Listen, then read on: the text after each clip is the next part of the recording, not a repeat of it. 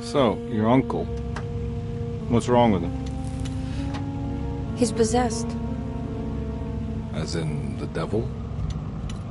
Something like that. He says a dark man is following him, watching him at all times. What do you make of it? It's nonsense, of course. But I'd be lying if I said it didn't bother me. You see, it runs in my family. Possession? No, Detective. Deteriorating melancholy. Practically every member of the Hartwood family is driven mad before they grow old.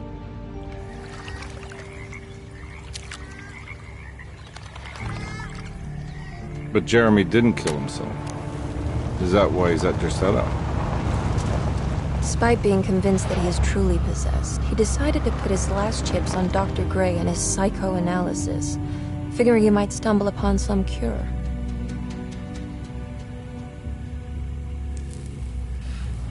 You mentioned the letter. I received a disturbing letter from Jeremy accusing the staff and all the other patients of being involved in some cult. And now they are also out to get him. Could it be real? Or is it all just in his head? It's a story he tells himself, Mr. Carnby. Anything to avoid the truth. Which is? That we're all terribly insignificant. That people mean so very little to one another. That there is no one out to get Jeremy Hartwood because he isn't worth getting. Here we are.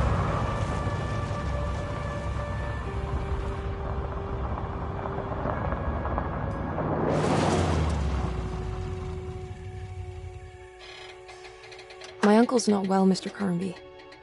I want to make sure he's all right. Then what's my part in this? You couldn't get a cab? I just wouldn't feel safe going alone.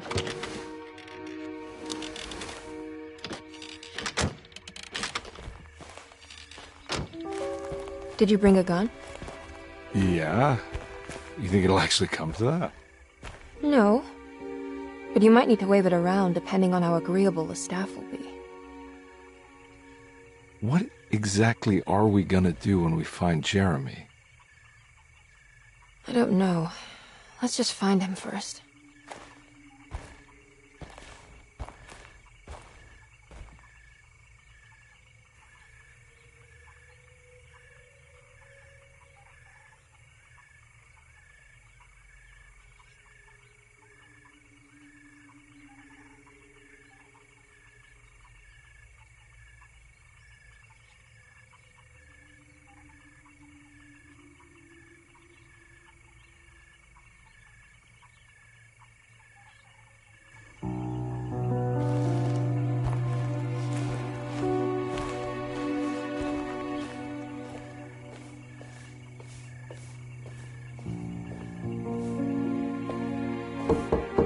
Hello? Hello? Looks abandoned. It can't be. There has to be someone around. Wait here.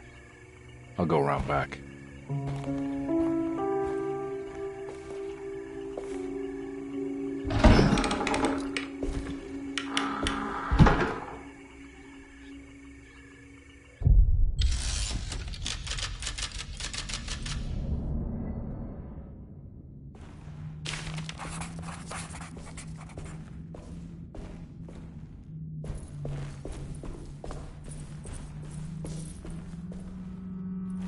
Now what do we got here?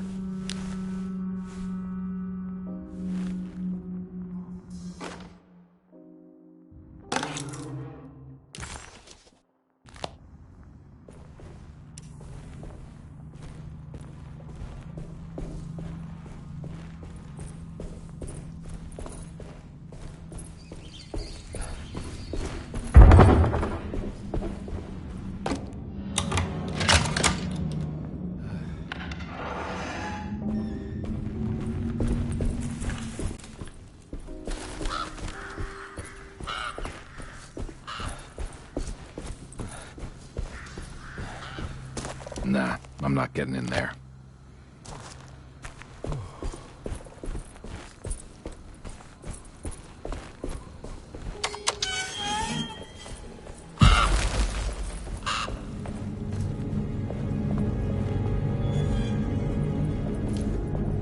key.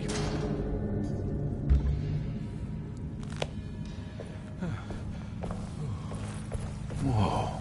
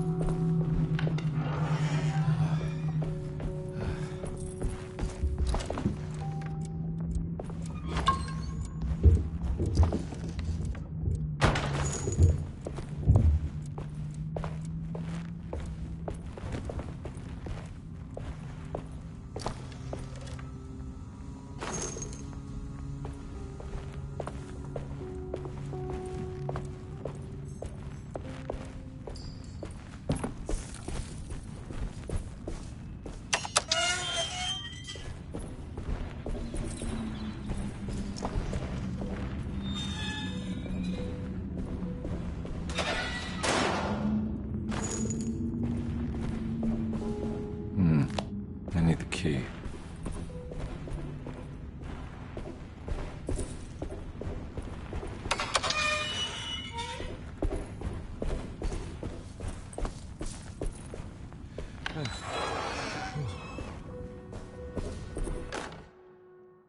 Please do not touch the boiler.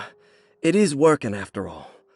While the sabotage has caused a leak, only the decorative plate has been completely ruined. Let's wait for Mr. Chance to turn up and he can take a look at the leak. Mr. Waits.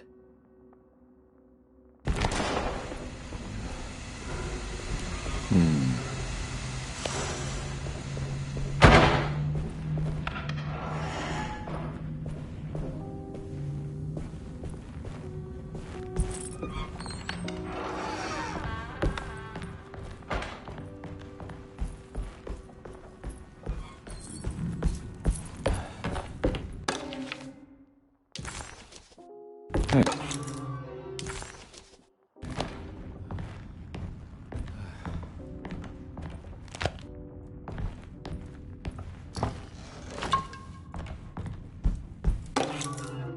Sunday, June 22nd.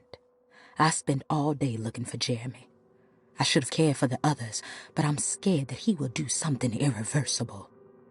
Cassandra is upset that I didn't give her the latest shipment of pain medication that Waits brought from the post office yesterday.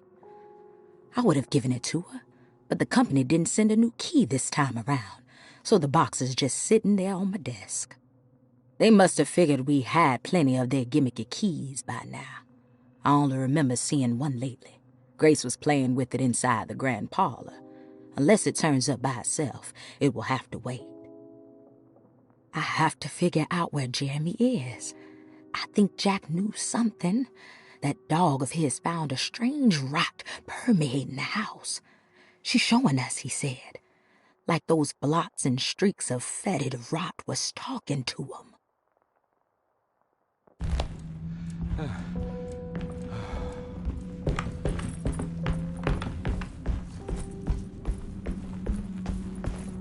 I need the key.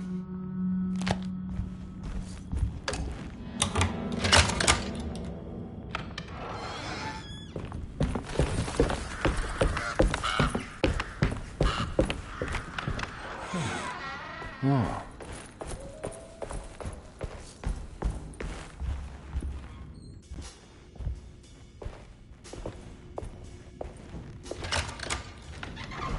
Thanks. What are you doing? Who are you? Whoa, pardon me, excuse me. My name is Edward Carnby, private investigator. I hope you don't mind we let ourselves inside. I do mind. This is private property. You can't just barge in here. I'm sorry about all this, but I'm looking for my uncle. It's urgent, and no one was answering the door. We can't hear you knocking anymore. None of us can. Who is your uncle, darling? Jeremy. Am I right? She has that Hartwood gloom, doesn't she? That's right. I'm Emily Hartwood. I just came to make sure my uncle is all right. Well, he is unavailable right now. You will have to come back another day. Unavailable how? Is he sleeping? We can wait. He's lost. Don't I know you from somewhere? Who's your man again, Miss Hartwood? My name's Edward Carnby, private investigator. Splendid. Enough! All of you! Get back to your rooms! McCarthy, keep your eyes on the child. And you two, please leave immediately. Look, we're not here to cause any trouble. Just let us see the old man, satisfy the curiosity of my client here, and we'll be off. Jeremy has gone missing. There's no need to worry, but it might be some time before he turns up. The whole staff is looking for him. What? He ran off? I don't have time for any of this. Please, come back tomorrow. All right, in that case, we'll just wait in his room. You don't mind, do you? It's upstairs, right? Wait, you can't. Don't worry, we'll be discreet. In the corridor. It's the first door on your left. I'll tell Dr. Gray you're here. Excellent. Thank you, madam.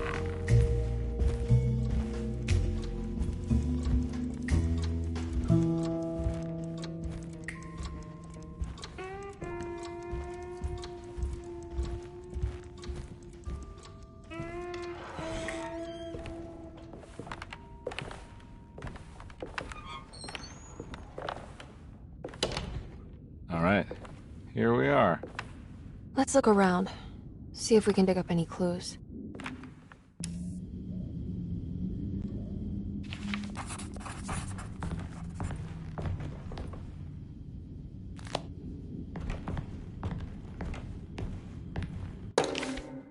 Every night the dark man stands opaque at the threshold of my room, counting the days until my spirit spills out of my tired shape. Only his pallid mask shelters my remaining sanity. Staring directly into the face of that demonic sultan would surely sunder time itself. Would he have looked the same to my father as he struggled for his life? Does his veiled face haunt my niece quite the same way? I wish so that I could rest my soul in that sunburnt convent of Teruel. Would I find you there, Juan? Or Senora Pirosi, back from the beyond? Every night I hide from him, moving from one misshapen memory to another. Scenes conjured out of fantasy and delirium. Places I struggle to even paint. I wish I understood your death, Senora. Is there anything I could do for you but bury you in that bleak necropolis? That triumphant chapel rising above the ledges and the oven vaults shall be your sepulchre, where you may rest, and I shall weep.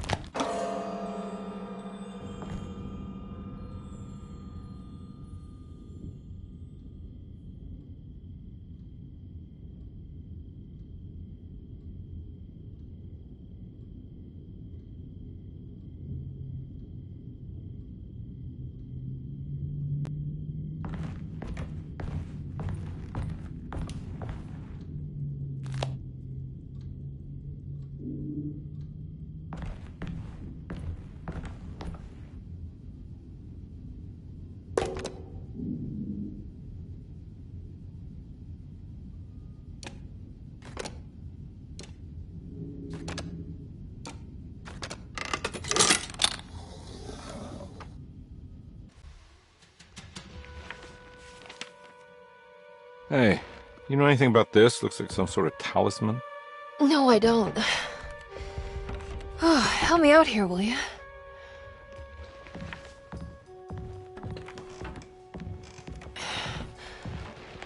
I would have killed a guy to throw some of this stuff out. I'd be crazy too if I had this much junk lying around.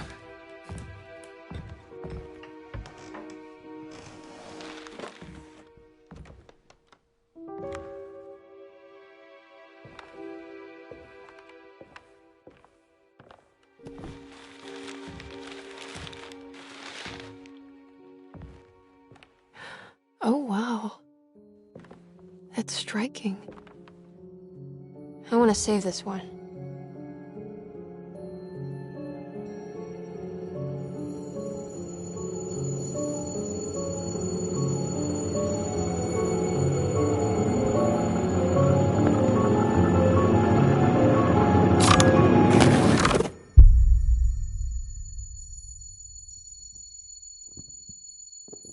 All right, come on.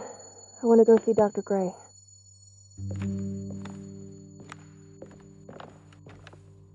Come on, let's go. Yeah, I'm coming.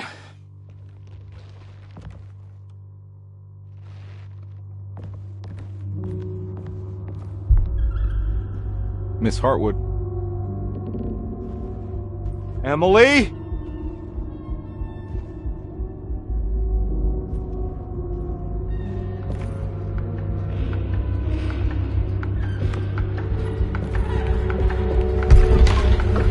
What the hell is going on? Where am I?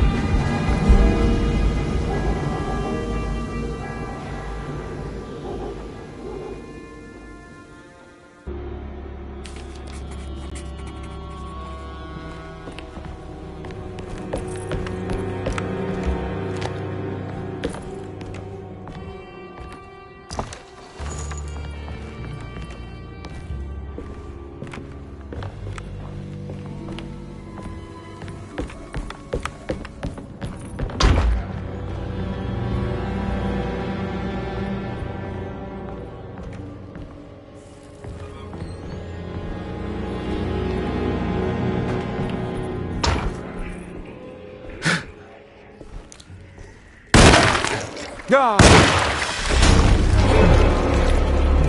Ah! Christ, what the hell was that?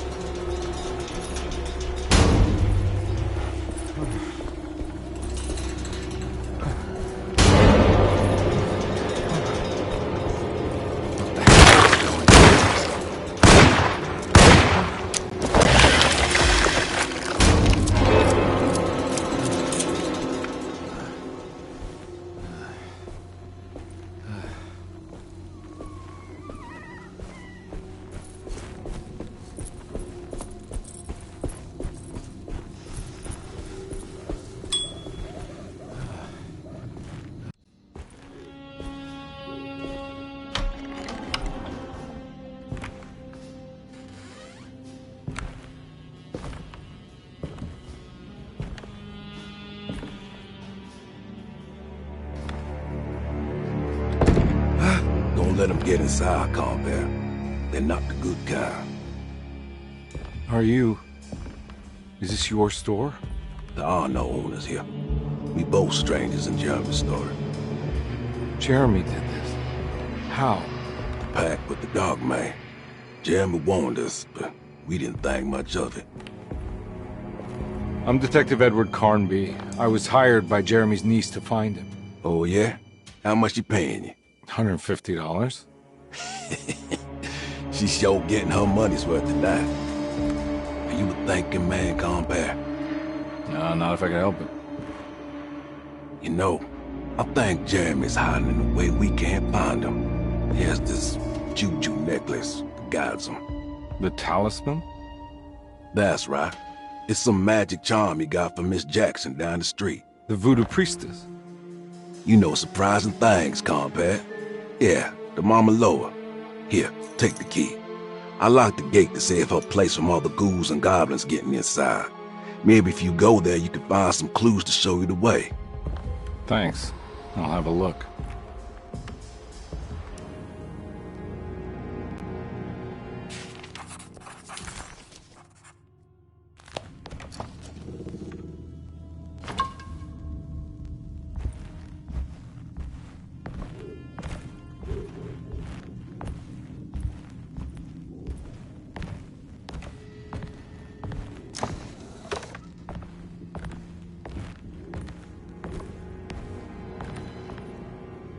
You want to come along?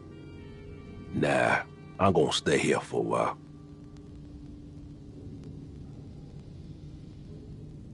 Anything I can do for... Sorry, I didn't catch your name. Baptiste, just tell my sister Lottie I'm alright if you see her.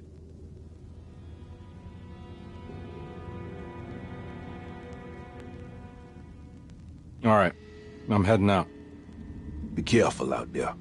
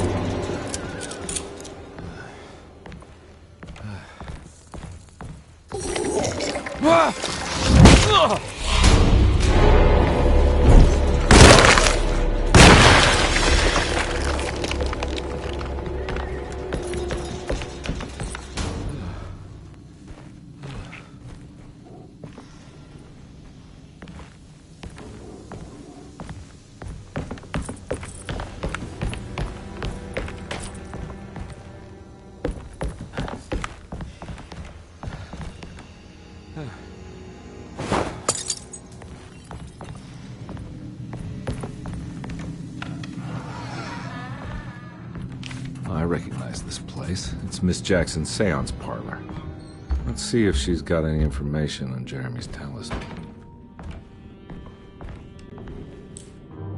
It's the talisman, like the one in the painting.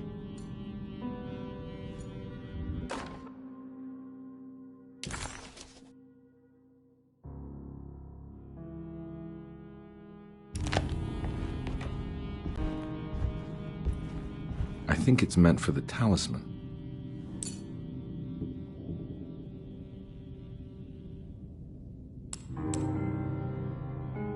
I think it needs numbers, like coordinates. Maybe there's something in Jeremy's notes.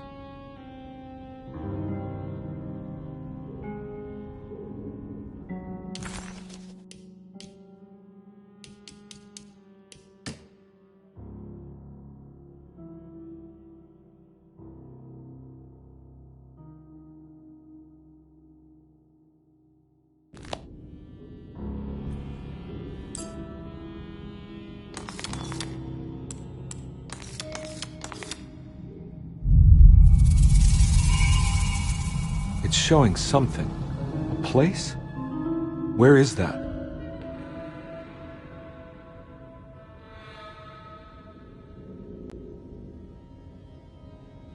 Huh.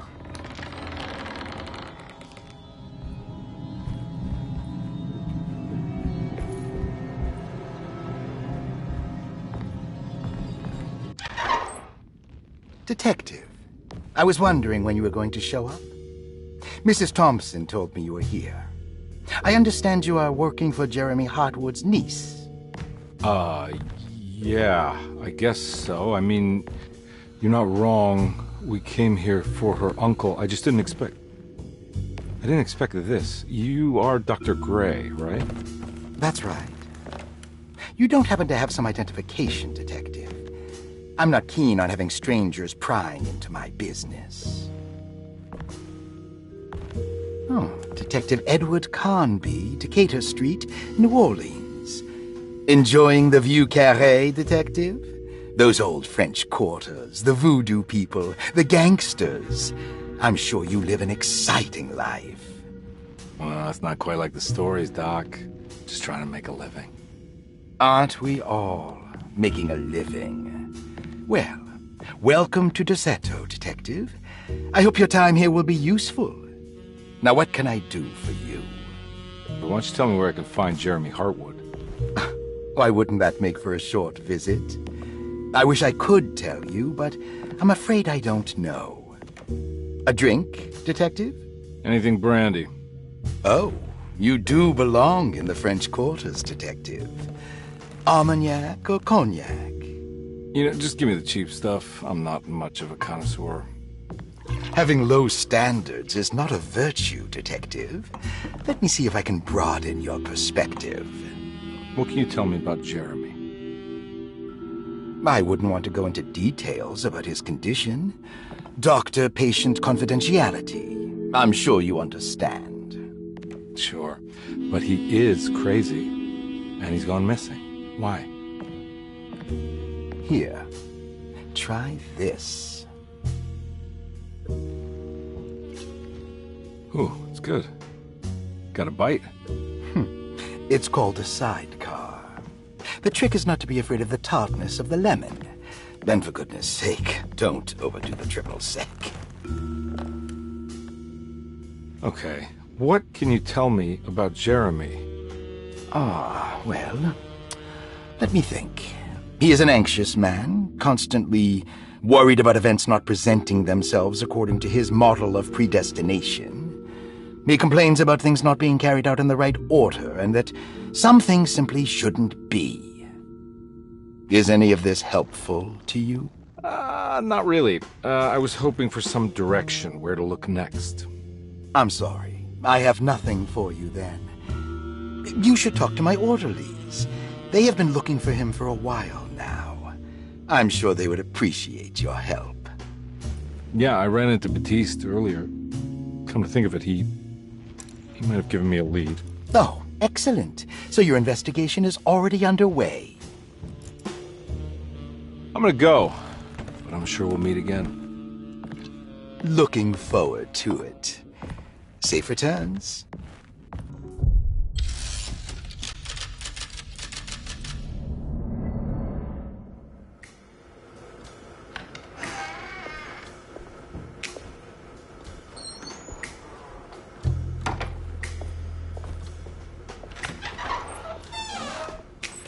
Detective Carnby, where did you go? I was just talking to Dr. Gray. You disappeared. No, it's not what you think. Have you Have you found anything strange going on here? Yes. Everyone is being incredibly evasive, and I can't figure out why. No, I mean something you can't explain. Paranormal, even. Detective, I really need you to get yourself together. I can't do this alone. Forget it. I'll figure it out. Do you want to come see Dr. Gray? No. I want to try something. With this talisman, I think I can follow Jeremy to the place he mentioned in the book. What was the name? Do you remember something Spanish? Tarawea. Yeah, that's where I need to go. Detective, are you gonna be all right? Yeah, of course. Go talk to Dr. Gray. We'll rendezvous later.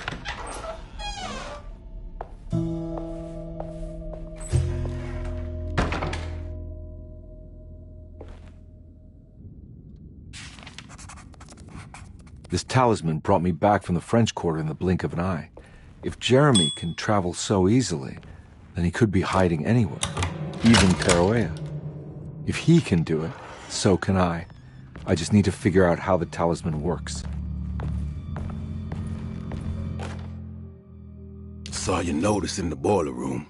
You should know Mr. Chance won't be coming back. I got no business being in there myself, but you can take a valve from the wine cellar if you want to try to stop the steam pouring out. Be careful.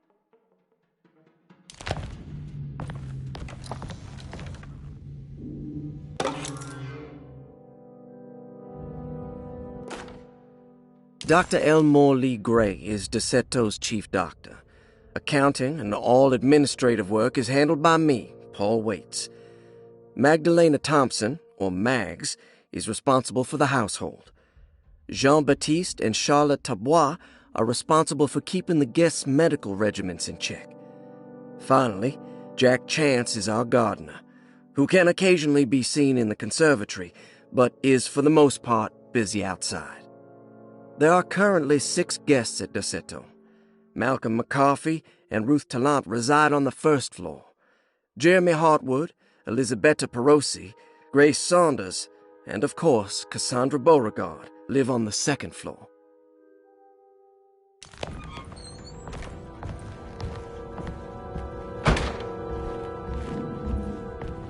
I need the key.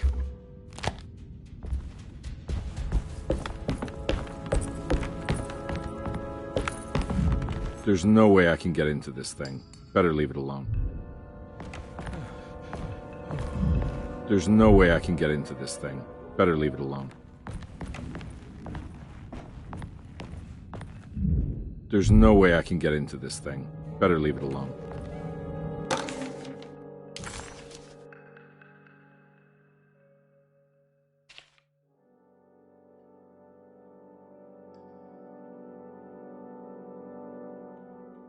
Cassandra Beauregard, the beloved author. Very exciting, isn't it? What do you want to put down for reason for admission? What her agent told us. Cassandra suffers from writer's block and needs to finish her moving picture script before the end of June. Mr. Chardot suggests Cassandra's heavy use of barbiturates is holding her back and risks ruining her career. And how should we summarize her personal history? Let's keep it short. Cassandra Beauregard is a beloved crime author who managed to pull herself out of poverty and into stardom. 5 years ago, she tried killing herself by jumping off a balcony. The incident left her a cripple, and now relies heavily on her wheelchair. And for diagnostic impressions? Cassandra suffers chronic back pain following her suicide attempt. She self-administers morphine to keep herself ambulant, but has become addicted, and the desired effect is now lost. The drug abuse clouds her mind, and she is unable to focus on real life. To save herself from this insight, she instead makes up stories to fill out the gaps in her own thought process, resembling the Korsakoff syndrome. Oh, bravo, Doctor. How will you treat her? First of all, she needs to...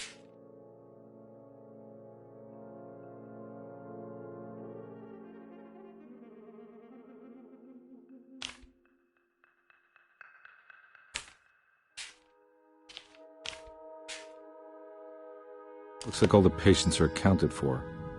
except for Jeremy.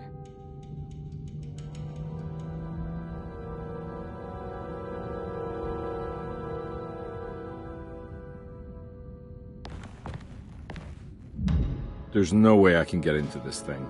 Better leave it alone.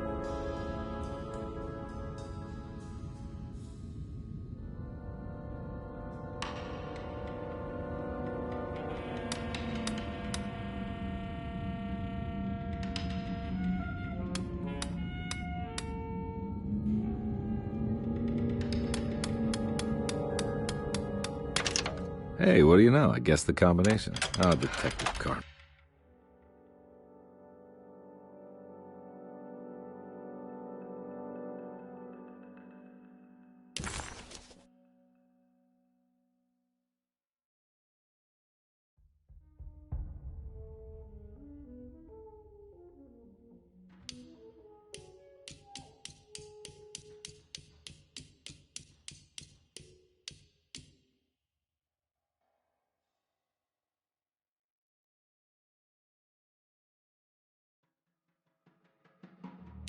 You beautiful bastard. How are you this good?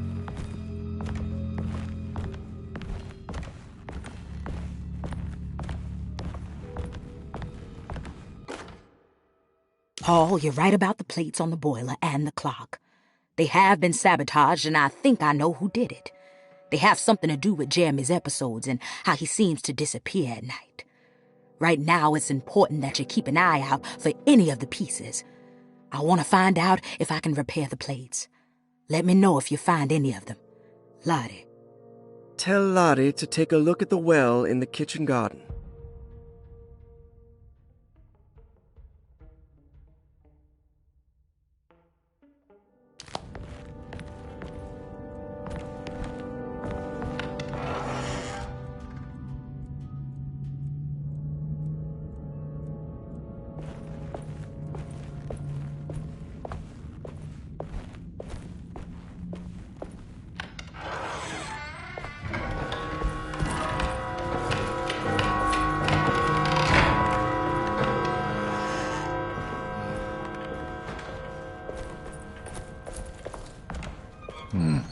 I need the key.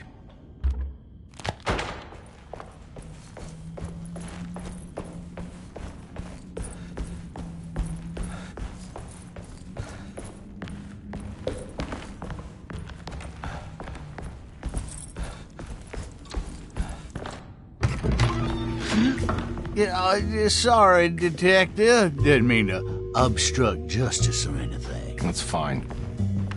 You know, I'm kind of busy with my own case of a missing person.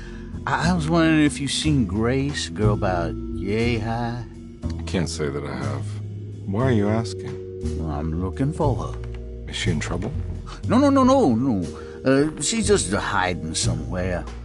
But we can't have a rascal like that running around unchecked at a time like this, you understand? Well, I haven't seen her. Well, let me know if you find her. I'll be around. I'll keep an eye out for your man, Jeremy. You scratch my back, Detective, and I'll scratch yours.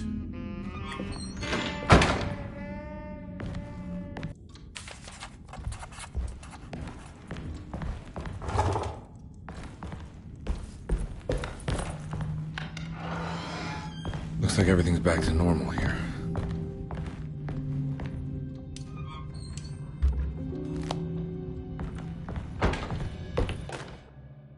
Emily's here.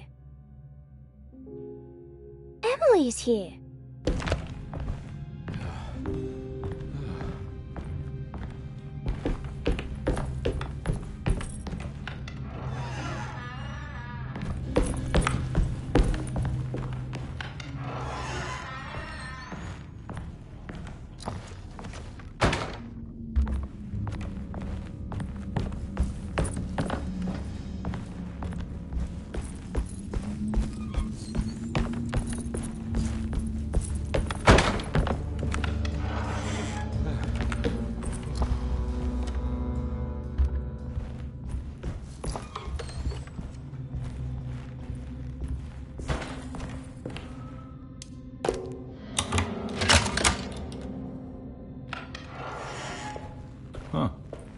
eccentric. I did it! I crossed the thresholds to my intended destination without a focusing device. My talisman now knows these roads, and I have no need for the plates. I can find my way to Lafayette as easy as I find my own room. I visited the grave of my father and seen the oven waiting for me. Thank you for opening these doors. I now must summon my courage and go back to that hateful mound outside the oil rig. I hope you'll be feeling better when I return. Jeremy.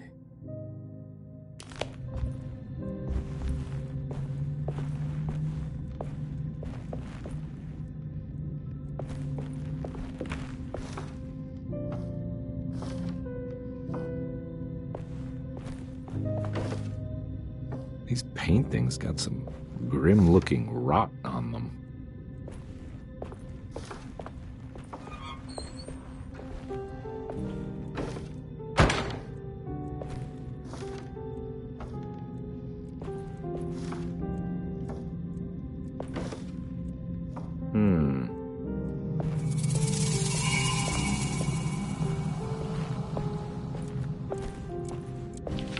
The Astarte Artist Colony.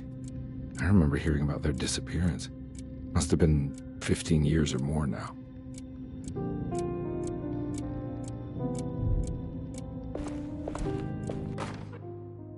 Will I need to remember how to get them out again? They are locked up for good reason. I am sure she is still able to whisper the answer in the ears of the wrong people. But not for long. I will see her burned soon enough. That black goat will be sacrificed to put an end to it all. Then it will all be over. No more Derceto, and sadly, no Astarte. Those good pirates of Pontchartrain. May you still sail the lake, until you find the shores of Hali.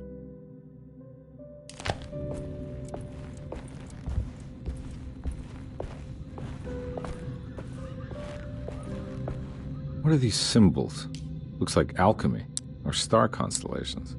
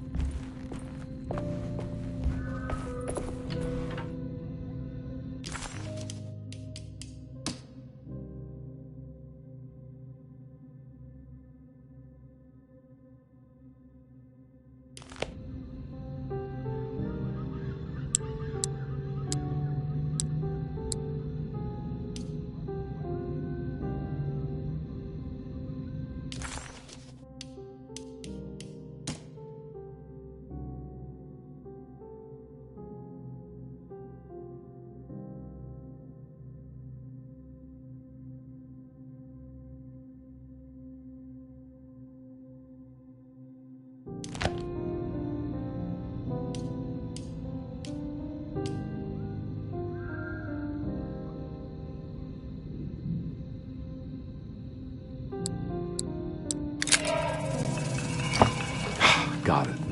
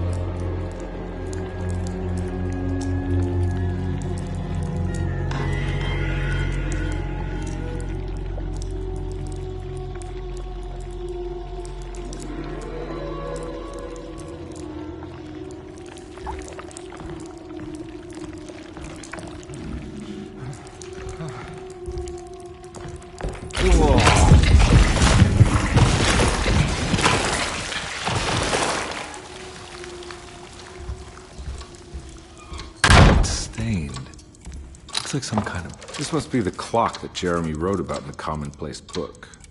Oh, what happened? Everything's normal again? Right. Huh. Looks like the plate that held the talisman in the seance room. But it's broken and missing some pieces. I need the key.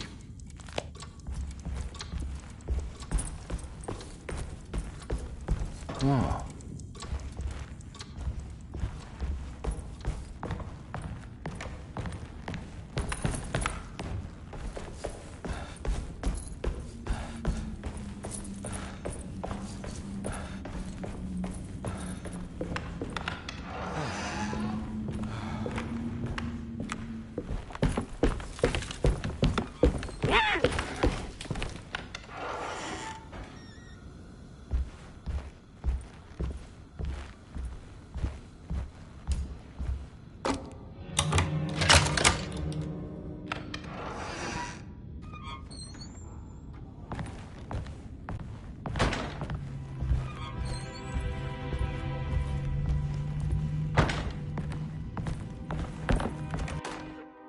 Lost Plantations of Louisiana, Thierry Briclot, 1917. Derceto was a small plantation on the eastern shore of Lake Pontchartrain. The land was considered difficult for industry and was sold for only $30 to Elijah Pickford in 1818. Pickford employed hundreds of workers from nearby New Orleans to clear the woods and build a small plantation mansion facing the lake with a striking Greek Revival temple facade. Derceto kept a modest production of barrique tobacco and indigo that persisted up till the Civil War. During the antebellum era, Derceto was the source of many rumors concerning voodoo and witchcraft. People who traveled the lake reported seeing people dance at night in front of bonfires, bleating and wailing. On June 17, 1862, Captain J.W. Norton of the Union Army recounts leading a raiding party from ships anchored in Lake Pontchartrain in order to seize control of Derceto and free the slaves working there. The captain was surprised to find the workers fighting back with unprecedented zeal. Norton's account describes these men and women as enraged with fanaticism. Pickford reportedly tried to placate the raiders, but was shot in the confusion. Captain Norton left the mansion burning and retreated to his ships with his men. Derceto was left in ruins for several decades. The ownership of the land was long disputed and returned to the Ledoux family in 1901.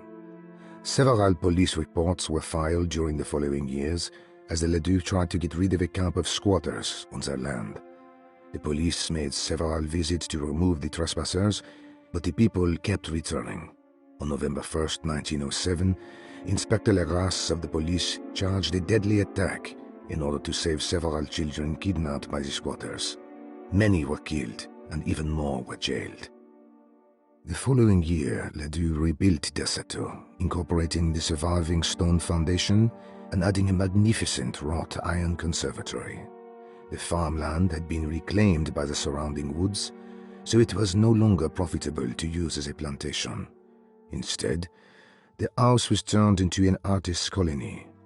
The Astarte Artist Colony was a successful group of artists, including figures such as painter Heinrich Cassel and poet Nora Keith. The group was also known for their beloved Mardi Gras crew, called the Pirates of Pontchartrain. On September 29, 1915, a tropical hurricane tore through Louisiana, causing Lake Pontchartrain to flood New Orleans. Due to the remote location of their settle, it took almost 2 weeks for outsiders to learn that the artists' colony was abandoned. The 12 residing artists had all vanished without a trace. The empty mansion of Derceto still stands on the shore of Lake Pontchartrain, with much of its temple facade intact. The Ledoux family currently has no intention of repairing the house.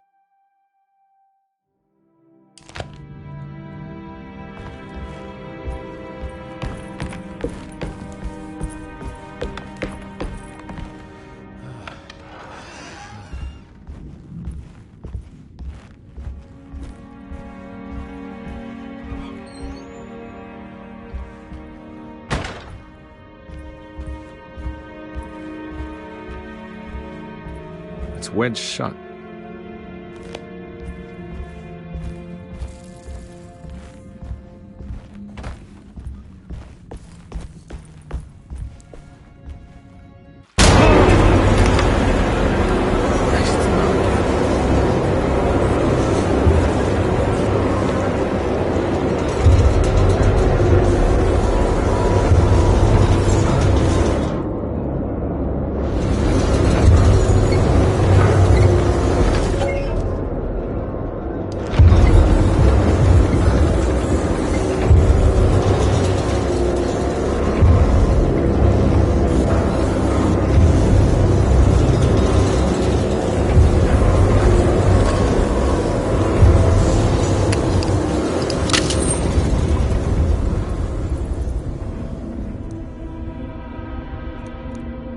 What the hell is going on?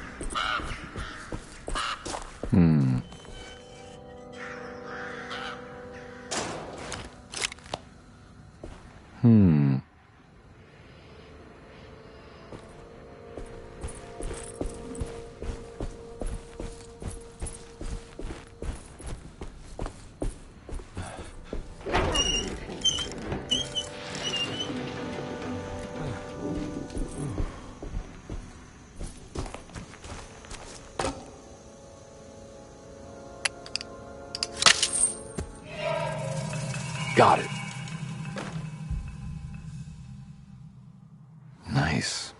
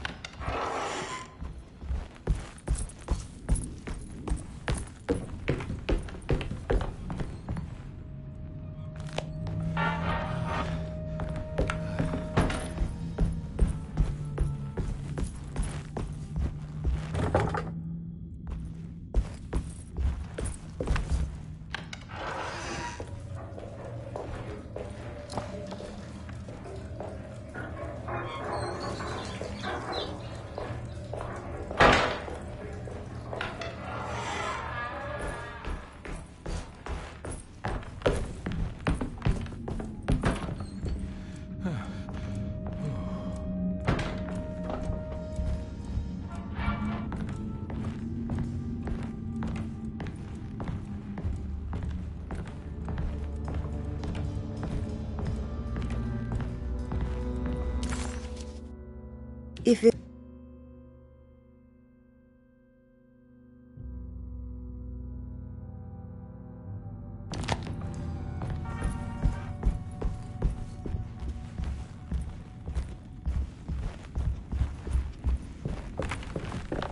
It's wedged shut.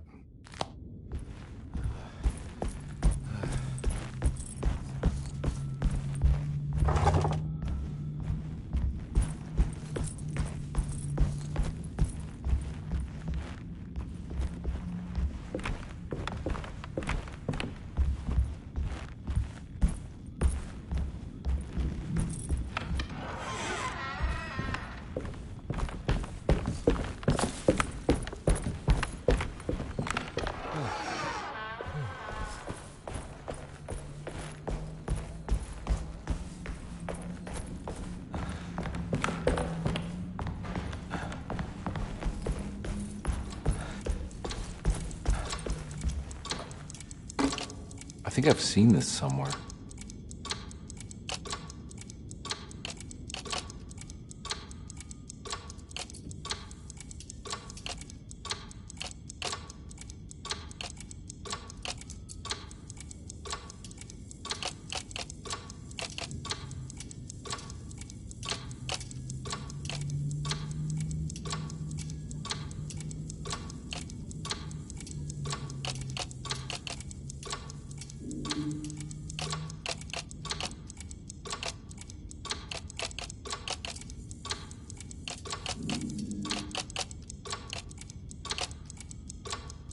There was something in the commonplace book about this.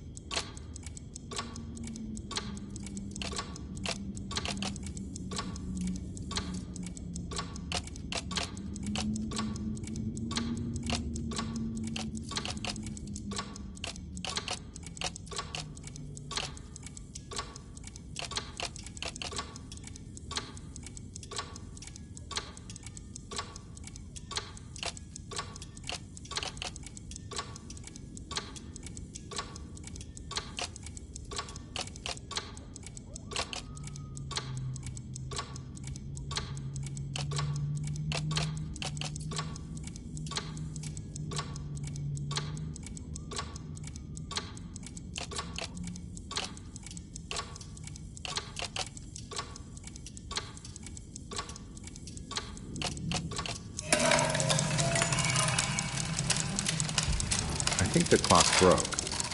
Or maybe it just stopped at a very precise place.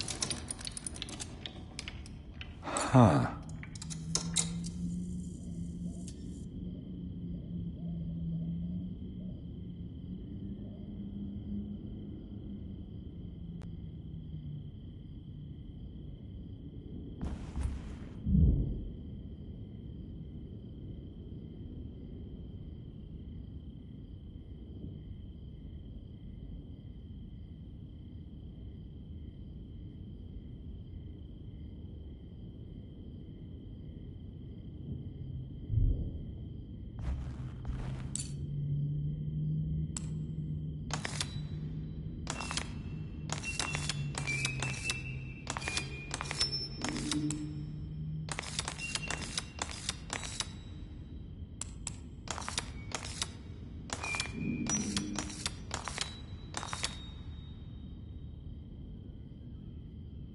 There's a picture in the black glass. It's showing me something. It's the hallway outside Jeremy's room.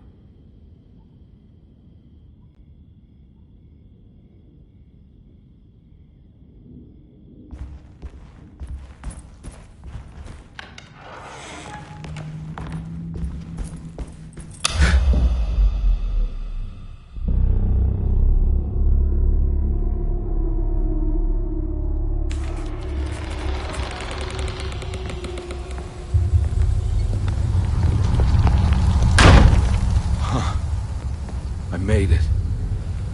I entered another one of Jeremy's memories.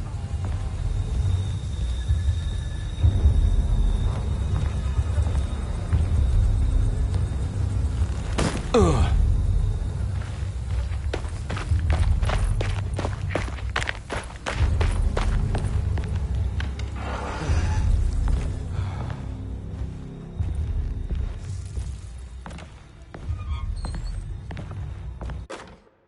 May 1923, Monday.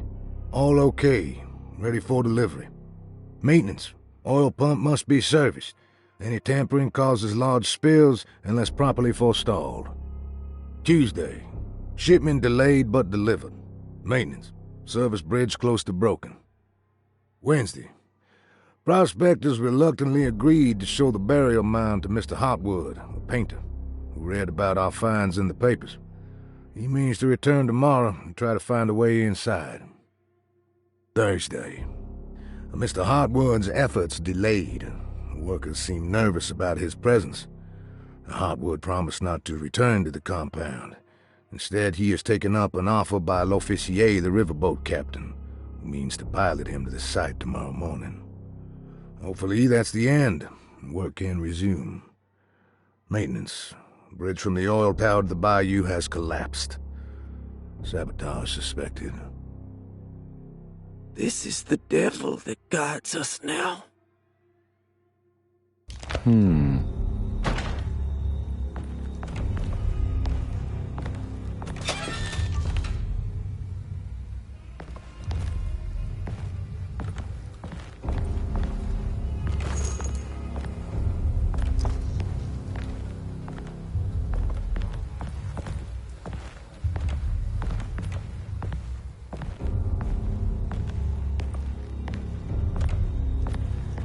I need the key.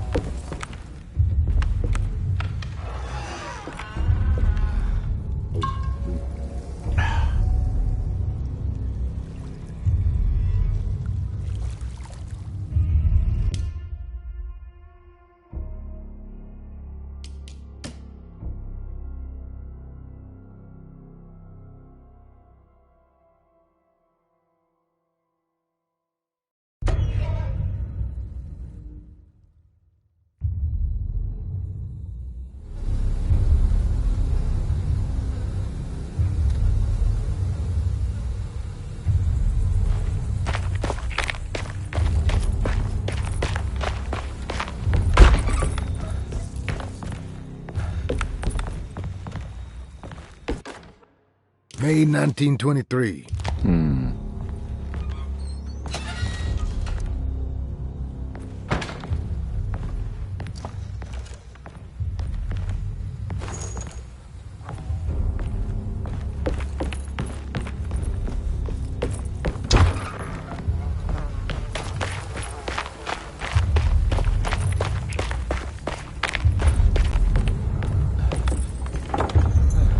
Locked.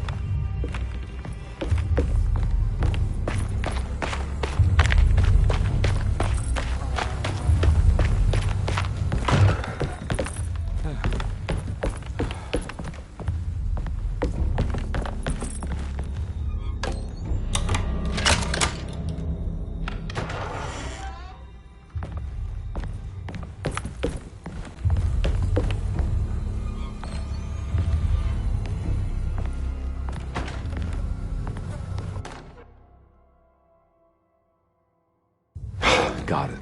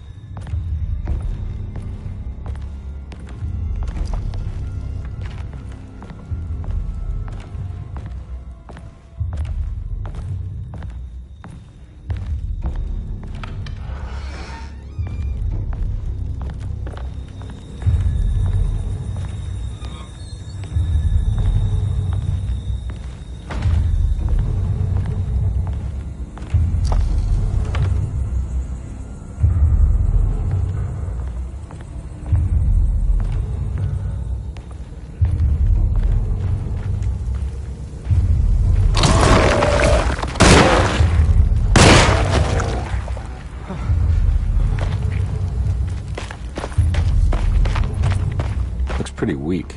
I just need something to break it.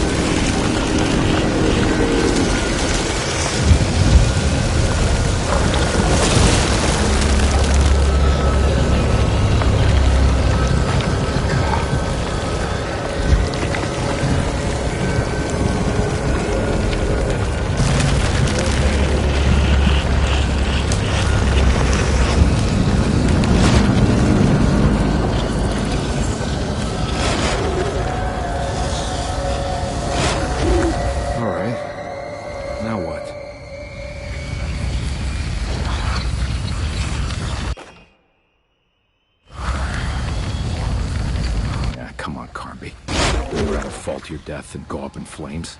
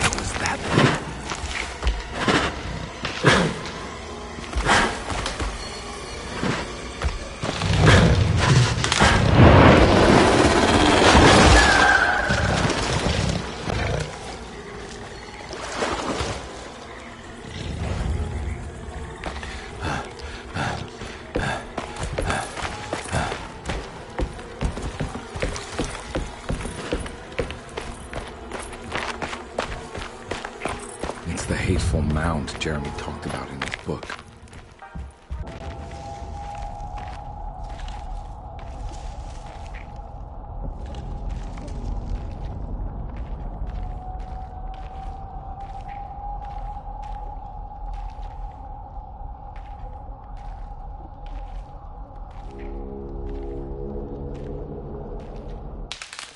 Don't come any closer. I'm armed. Get that thing out of my face. Who are you? What are you doing here? I'm just a detective trying to find something called Tarawea. You're after Jeremy too? Why? I'm working for his niece. She wants to make sure he's alright. He might be unharmed, but far from alright. He's a curse upon Deseto. Here we go again. Quiet.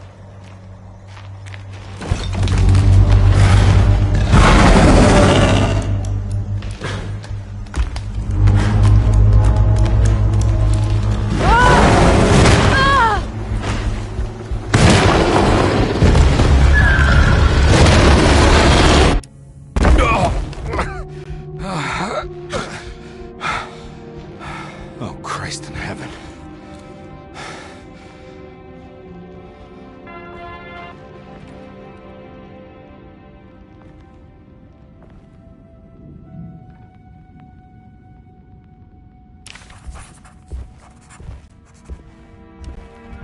Now we're talking.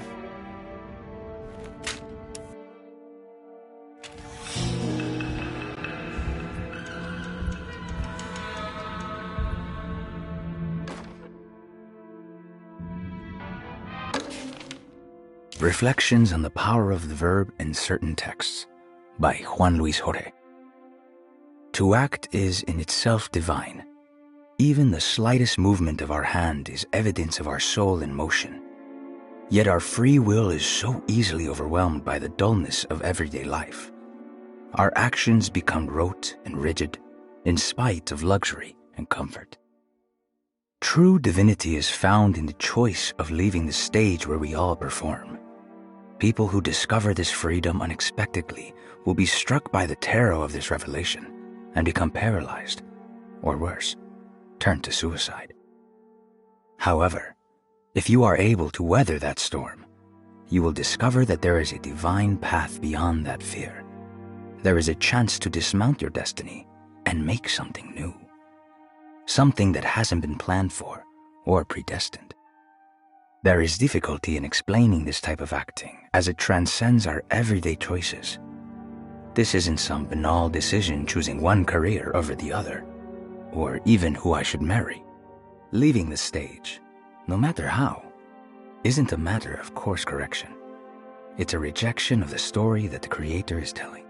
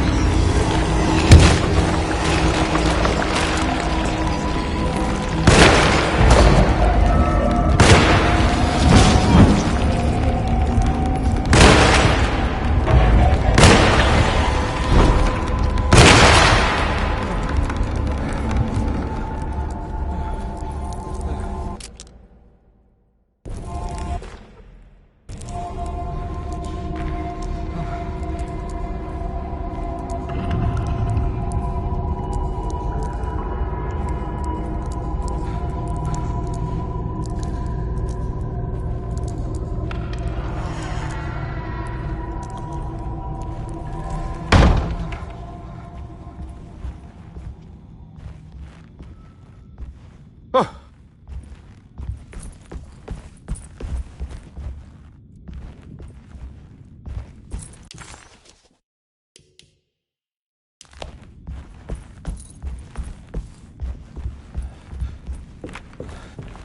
It's wedged shut. It worked.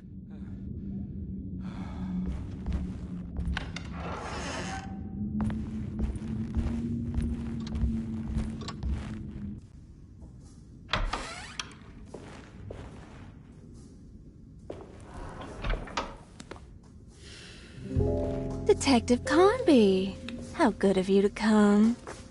Let me pour you a drink. What happened here? This place looks like it was hit by a bomb. Welcome to the madhouse, Detective. Thanks. Did the ceiling just collapse? I heard it was something in the attic, something that was supposed to happen but didn't. How that could have such consequences is beyond me. The truth is, I don't know why the room looks like this. But I bet your friend Jeremy does. You know where I could find him? Oh, somewhere in his past, I suppose. He keeps going on about that mysterious dark man. I think he is hiding from him. Or maybe he's with him. I can't really keep up. I don't worry much. Take a look around this room. You may think it looks spectacularly devastated, but I just think it's finally found its stride. It fits perfectly with the state of this place and its loonies. The same goes for the nonsense with Jeremy. In my eyes, we finally managed to match the wild ride inside all of us. Well, I'm happy you find the evening so harmonious. I hope you don't mind me setting things right. Jeremy's business, that is. This room looks beyond my capabilities. Good luck, Detective. Hope to see you again soon. Yeah. Evening, miss.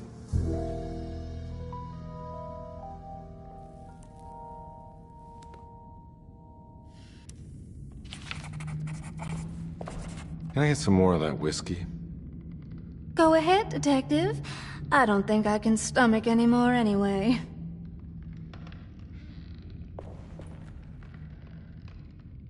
Am I bothering you? On the contrary, Detective. I enjoy watching professionals at work. Well, I better get going. Bye now, Detective. Don't take any wooden nickels.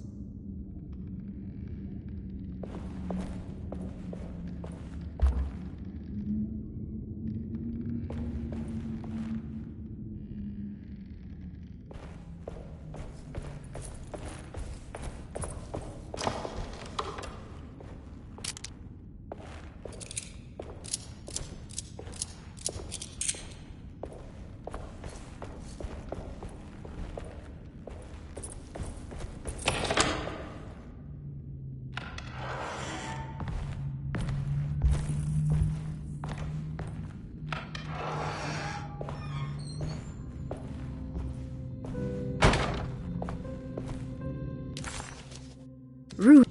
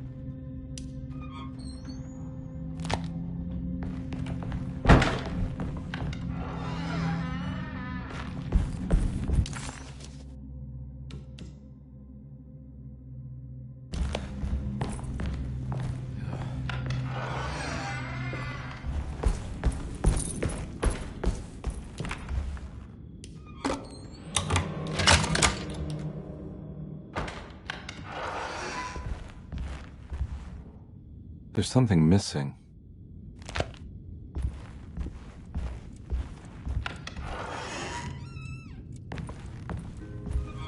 This must be that kid's room. Why does she seem so familiar? Don't you worry, Grace.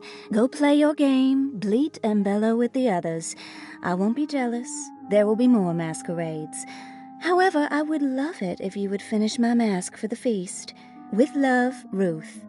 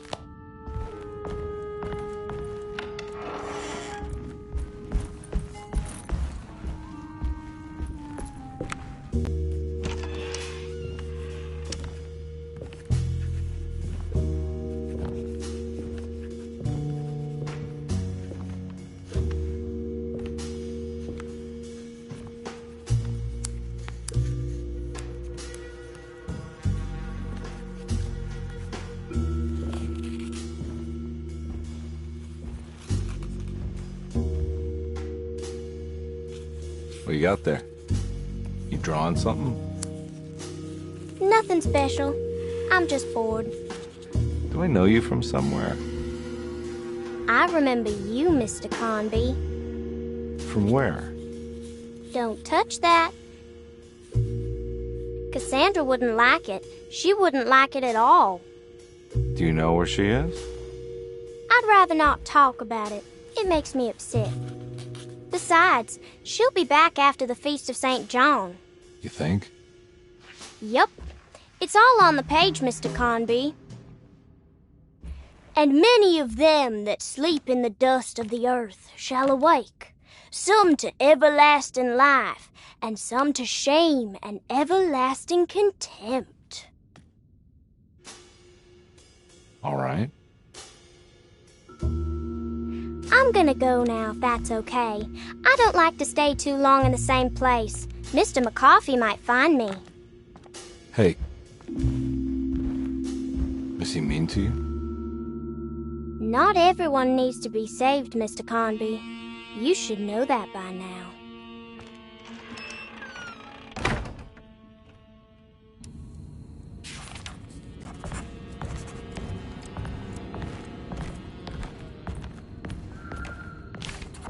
There's more of that. So this is where Cassandra Beauregard ended up. For some reason, I thought she died years ago. Miss Beauregard, I picked up your medicine at the post office today. As you understand, it needs to be administered by the orderlies for your safety. I have put the box in Lottie's room for now, and I'm sure she will find you as soon as possible. Mr. Waits. If I find the full set of bottles, then maybe I can make something out of the stains of rot. It's another one of those strange padlocks.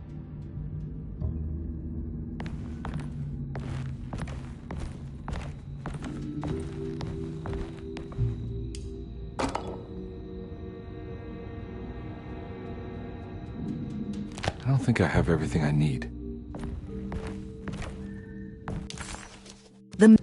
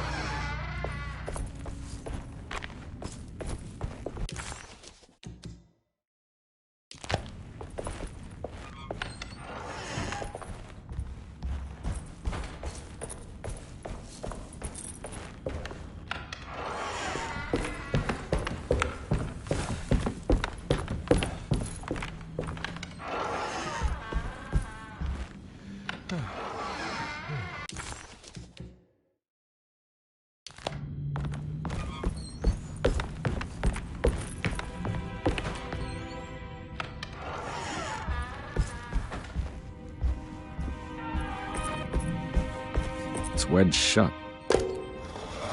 It worked.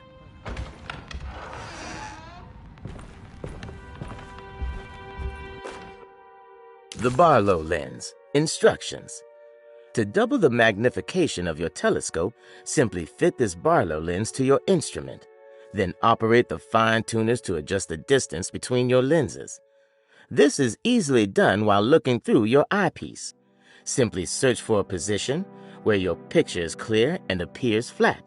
When correctly tuned, your telescope should present a clear picture with magnificent magnification.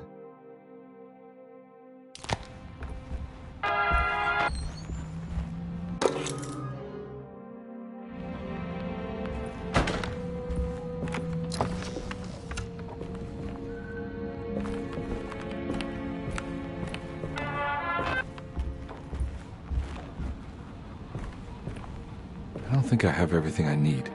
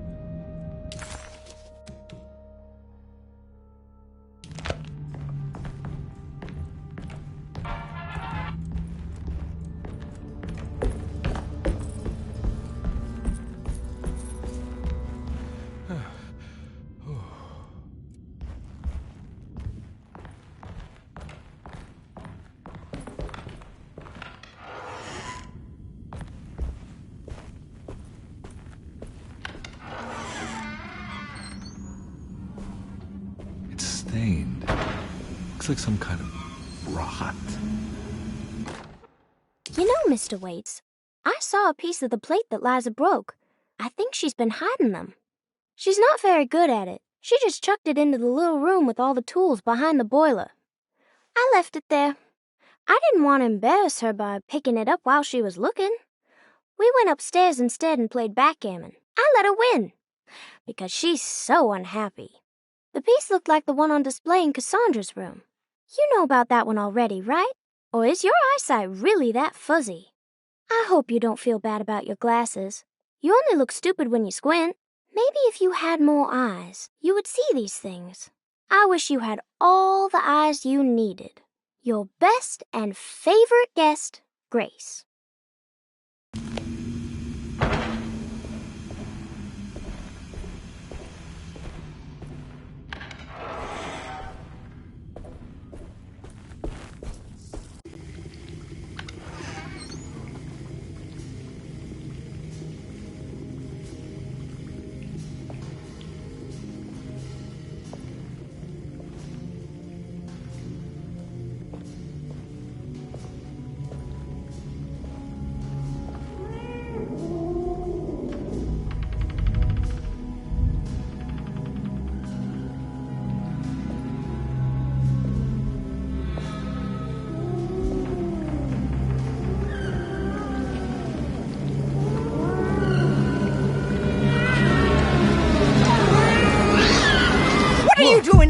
kitchen.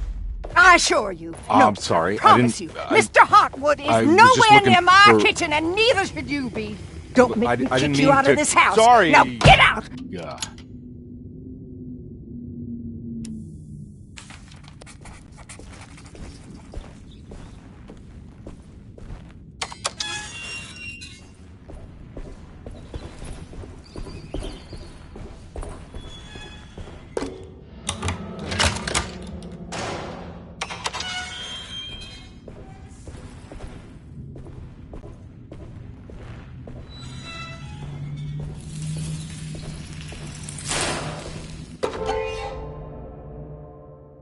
Huh.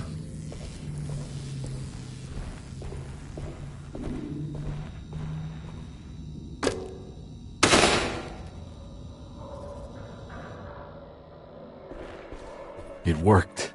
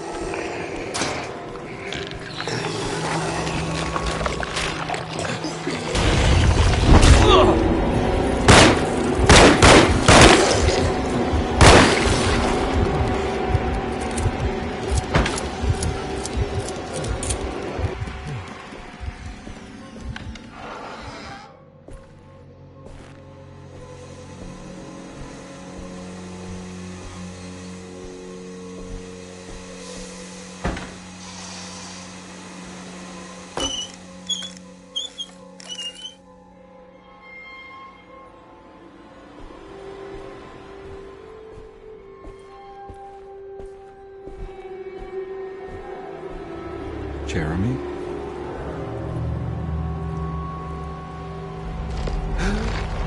What the hell is going on here?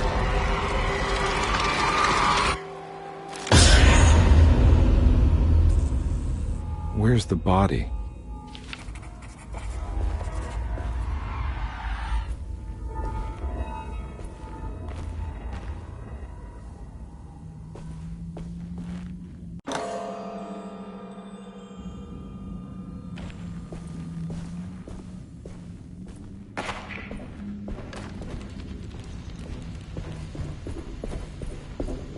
It's another plate for the talisman.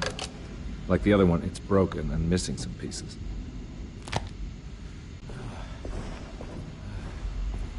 There's something missing.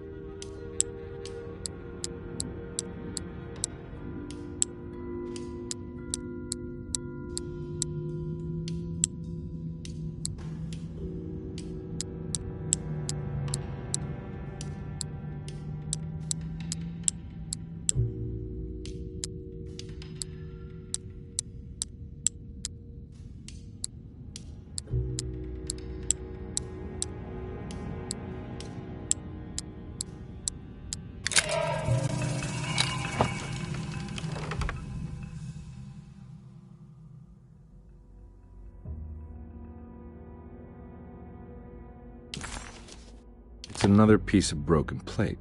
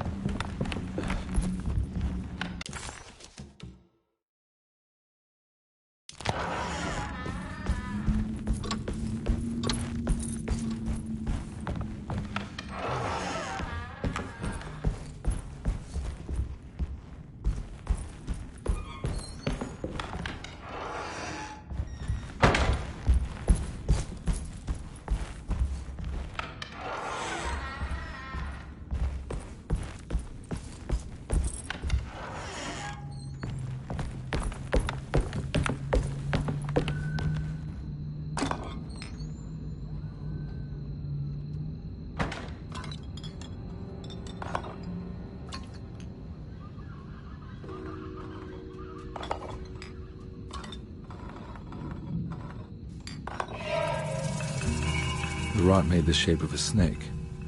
There must be something important to find here. Maybe it has something to do with the numbers on the labels.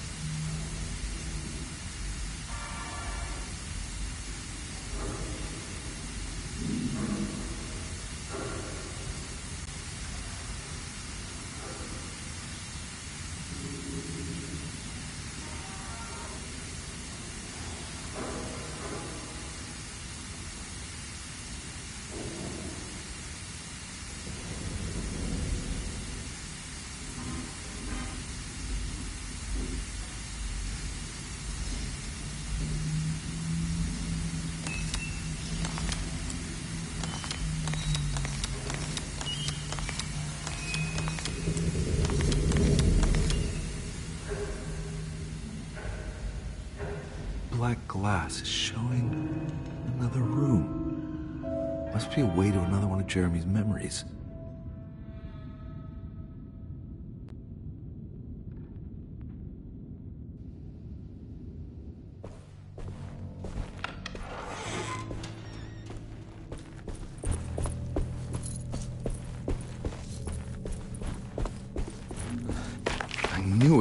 I knew it would work. You're getting good at this, Carnby. Maybe a little too good at this.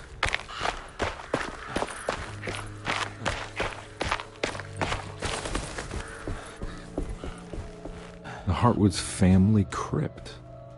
Emily's family must have deeper roots in New Orleans than I thought. I figured she was a Yankee like me.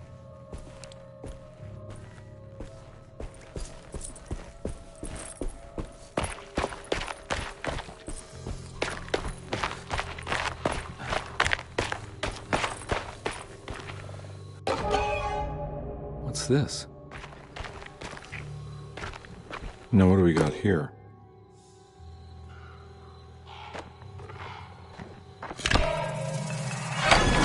Got it.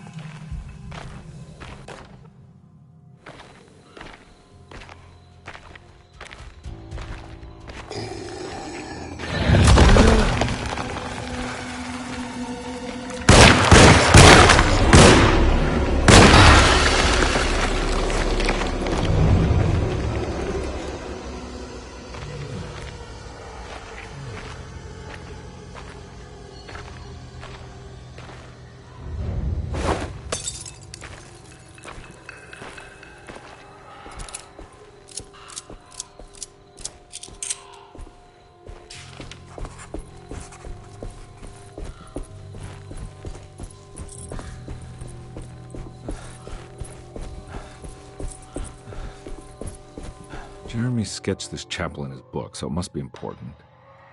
Looks like I'll need more medallions to open it, though.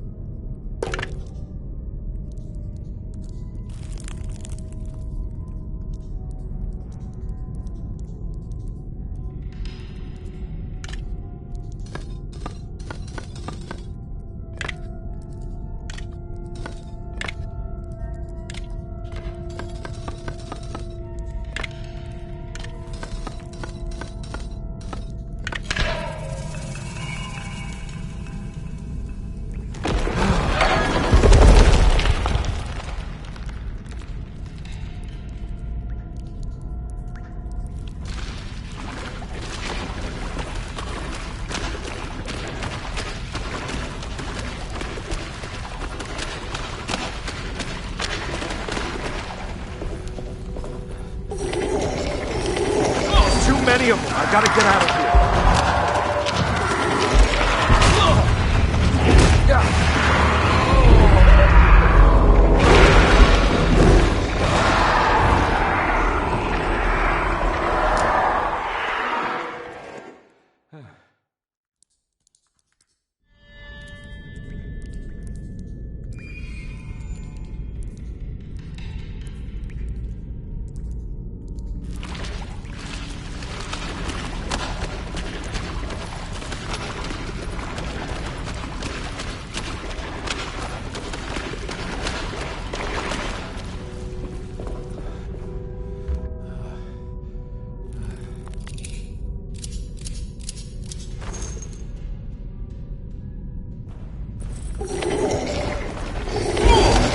Many of them. I gotta get out of here.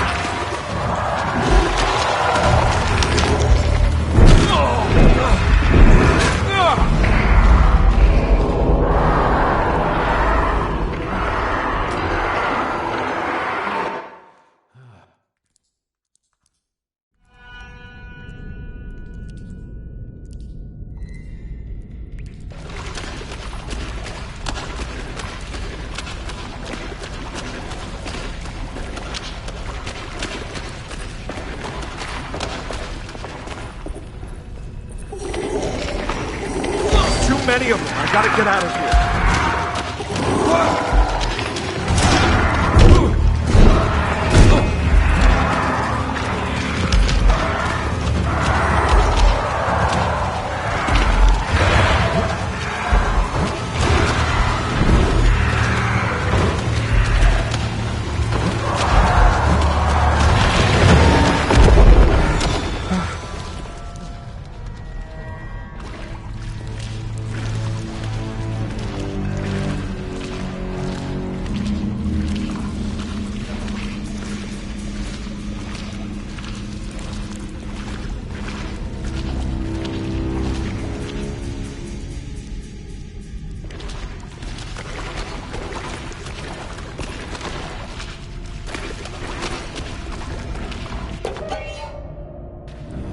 Got here.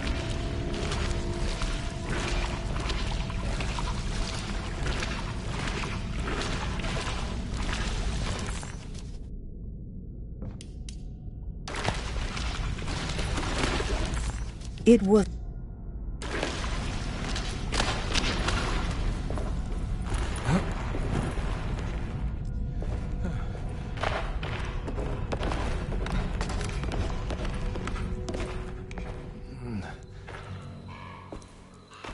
Thank God that's over.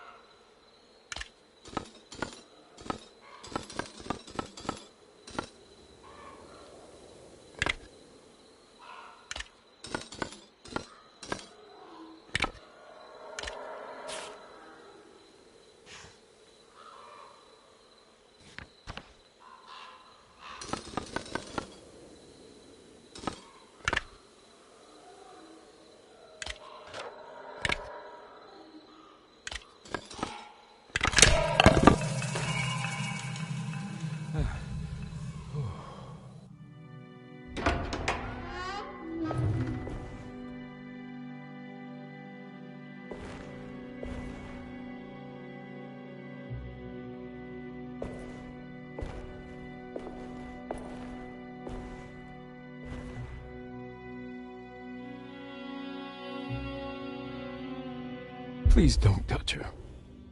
Jeremy. What are you doing here? Everyone's looking for you. I know, it's all a big mess. No one understands. I'm just trying to keep evil at bay. Just for a little while longer. You've got to come back with me. Your niece is waiting at Tercero. Emily? Why would you... My letter. Keep making it worse. What is going on, Jeremy? How is any of this happening? I made a terrible promise. promise with someone. The Dark Man. Who is he? No, don't say his name. He can hear us. He's always listening.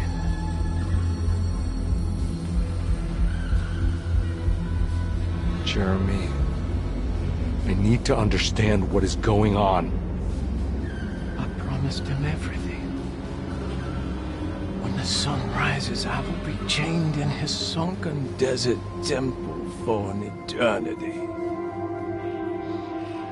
But at least the evil about to awaken and to settle won't harm anyone outside of that cursed place.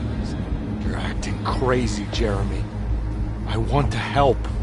There's nothing you can do. Then what's all the business about Tarawea? Why did you want to go there? I can't go there. Not allowed. But you wanted to. Can I go? Tell me, will it help me to break your pact? Is there something there that would help? Why would you give me hope? That's so cruel. Okay, sounds like we're onto something here. What should I— Look out! Behind you! Run! Don't let him take you!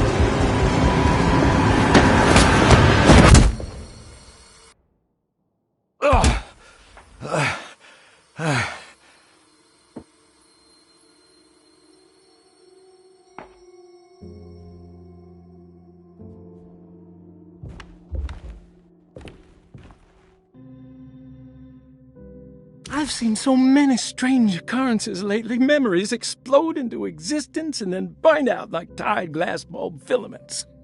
Dreamscapes crash down from the stars and sink into the sea. Doors that lead to nowhere and absolutely everywhere at once.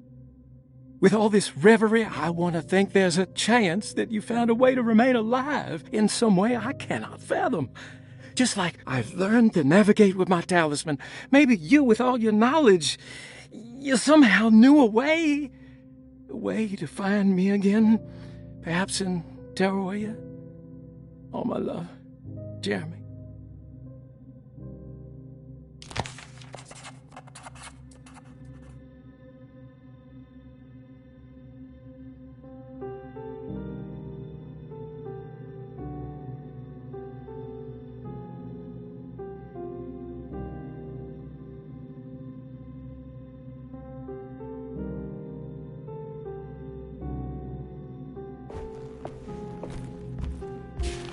She's dead. No matter how she died, she looks peaceful now.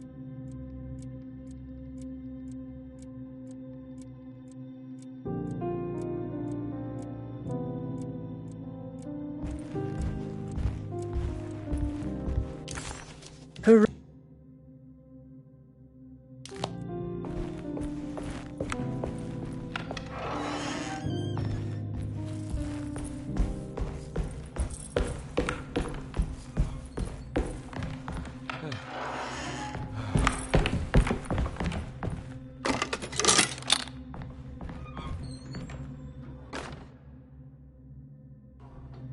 A telescope lens.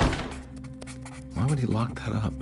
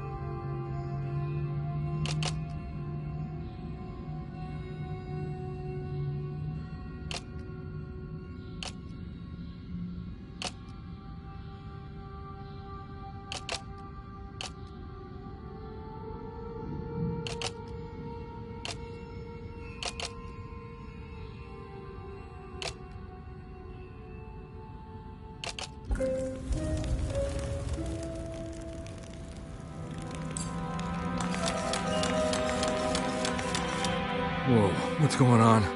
It's dialing in something all on its own and it's showing the way to another memory? Where is that?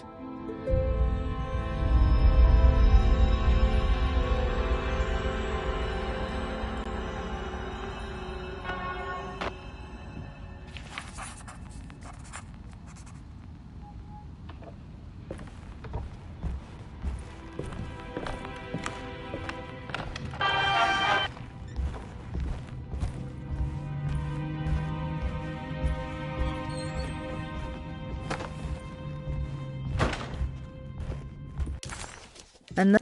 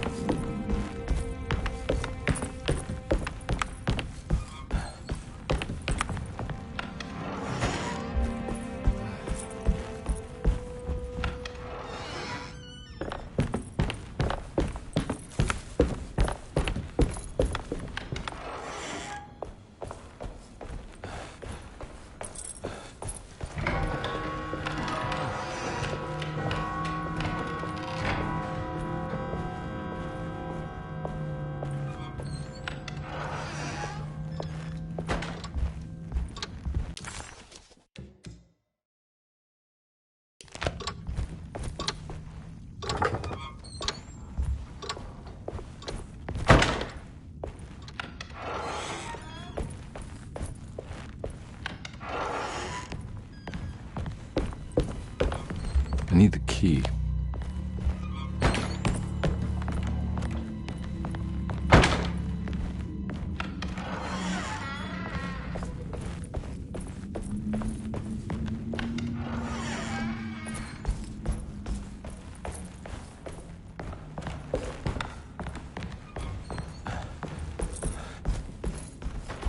It's stained.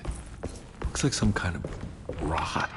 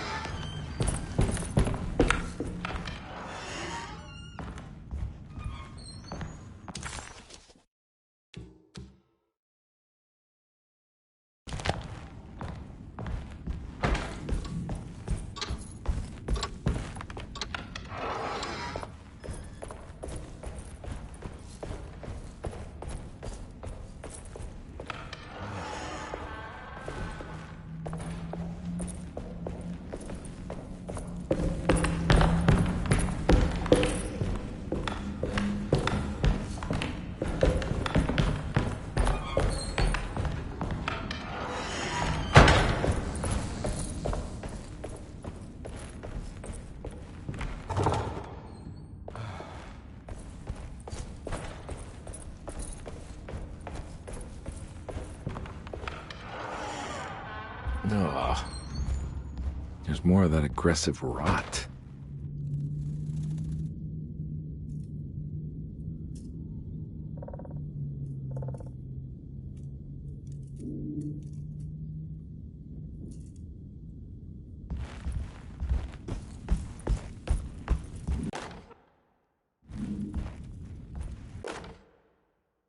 On the commonplace of evil, there lies virtue and stark irreverence, careless thoughts of luminous indifference. But blame not the beast we once were, which science so often wished to refer.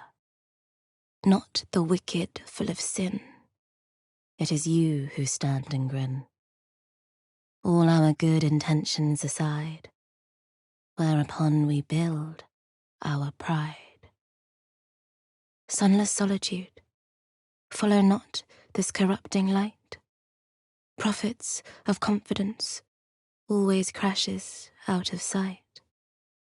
Hear me, for we all bear this mark.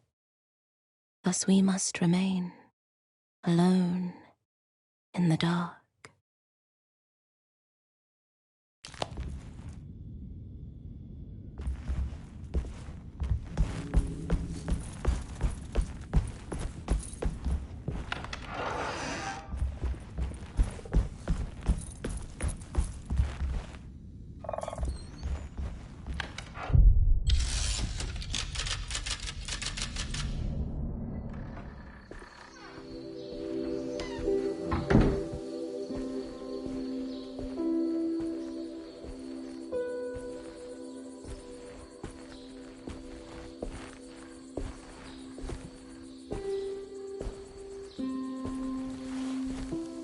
I'm glad to see you made it.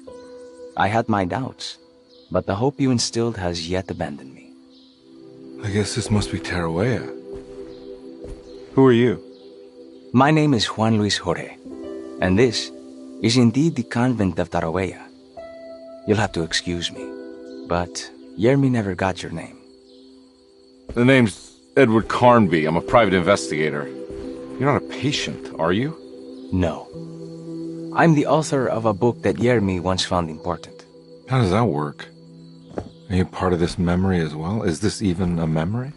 I think calling me a manifestation of Jeremy's subconscious would be more correct. And so is the convent of Tarawea. I'm a man Jeremy has never met, and we are in a place that he has never been. Okay. So are you here to guide me or something? I have no more purpose than you do. I simply am. I will happily help you, of course, if I'm able. If you are already somehow part of Jeremy, why did he want to come here? Isn't he sort of here already? Jeremy wanted to come here because it's a representation of his mind at peace. When Dr. Gray asks him to find his focus during his sessions, this far-flung convent is what Jeremy imagines. He is under the impression that if he could physically come here, he would reach a perfect equanimity, a spiritual apotheosis. You don't think it would work? Jeremy subconsciously knows it's just wishful thinking. He can't come here. Despite the pathways opened by the dark man between their Seto and Jeremy's psyche, it's simply not possible. But I'm here. Indeed. It's a shame it's just another place for you, Detective. Otherwise, you could have become a Buddha. Always a bridesmaid, never a blushing bride. Am I right? Yes, I suppose so. You'll have to chase enlightenment elsewhere. So what's the next best thing? What can I do here? You should seek out the convent library and try to find the truth about Jeremy's relationship with the Dark Man. It's the sort of knowledge he represses and is unable to reflect on. Will it tell me how to break the pact? Perhaps. At least you'll have something to confront Jeremy with. Wait, why can't you just tell me? I don't know such things. You'd be better off consulting the text of Dr. Freud if you want such answers. No thanks, I hate shrinks. There is another thing you should know about the library. He is here as well. The Dark Man has been working his way through the text for a long time. He's here? How am I supposed to get past him? Be careful, Detective. Oh, jeez, just perfect.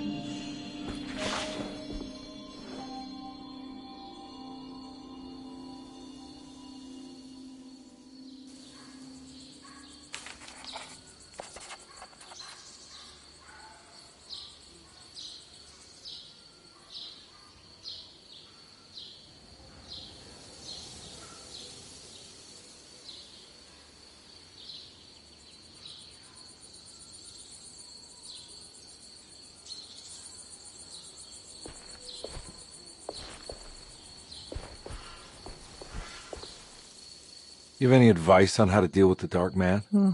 I suppose suppression could work. Try not to pay him any attention.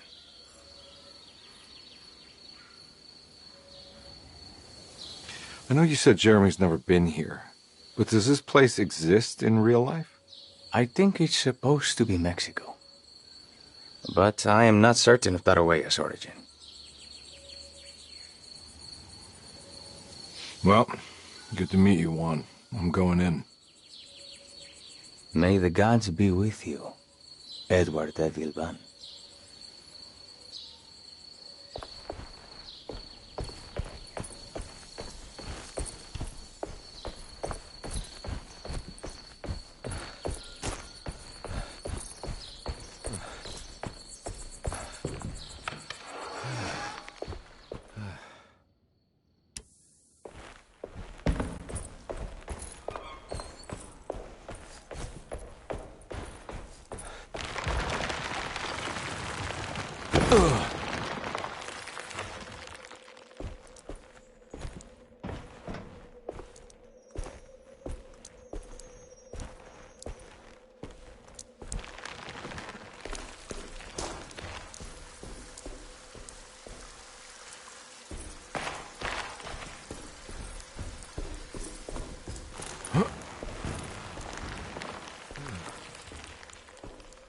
Oh.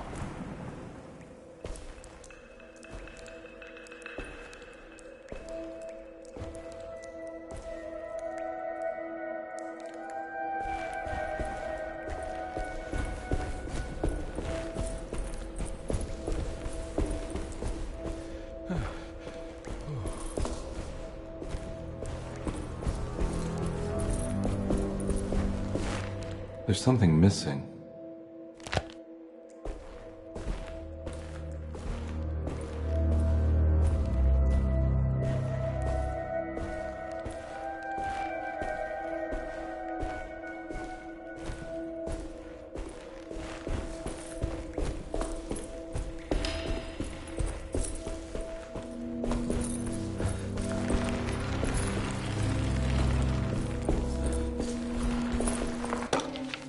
The great library was endless, beautiful, and terrible.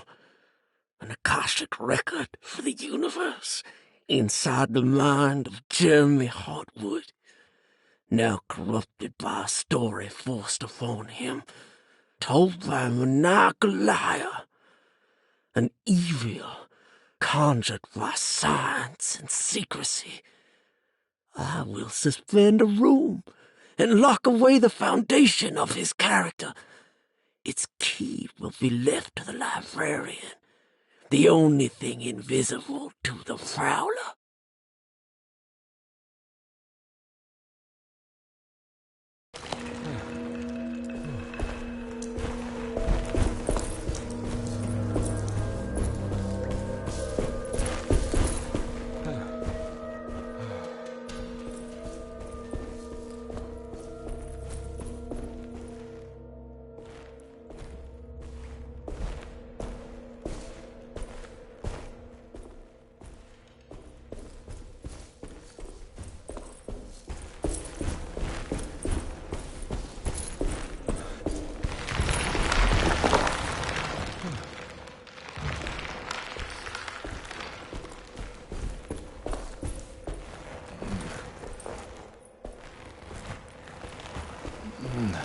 Okay.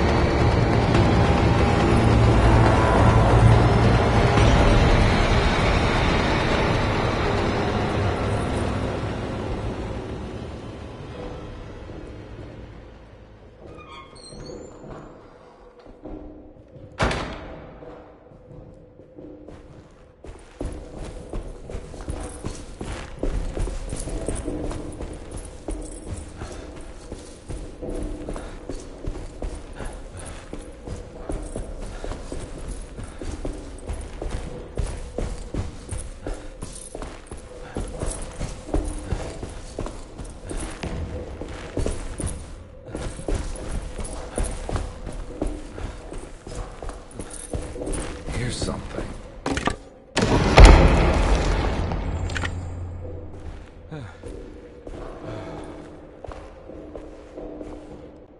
It was in the hot autumn that I went through the night with the restless crowds.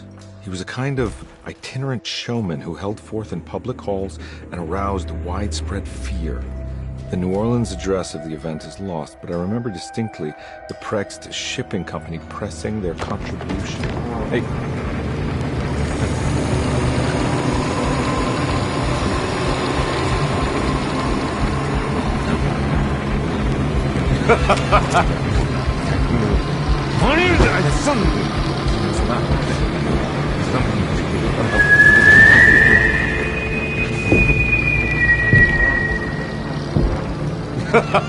Detective! Juan! Juan!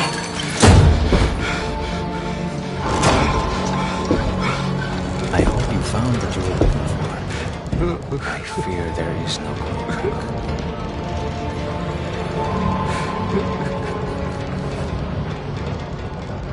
I was so close. There must be something I can work with. Come on, Carnby, think. Think! The shipping company. Prext. Right. Good luck, detective.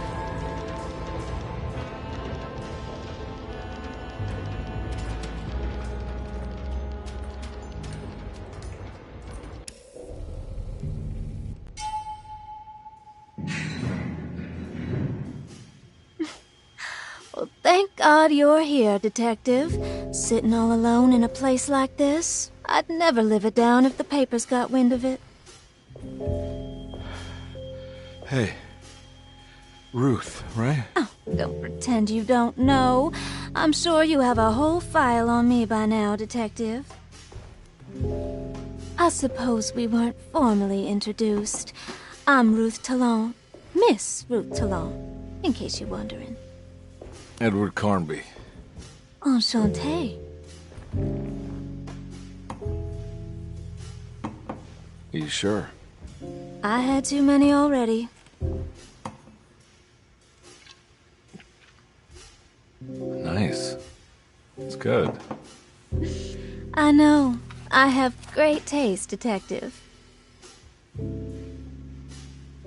I heard you're trying to break Jeremy's promise to the Dark Man. Yeah. Do you know anything about that kind of stuff? No, but it makes you wonder. If he made a promise, can't he simply stand by his words?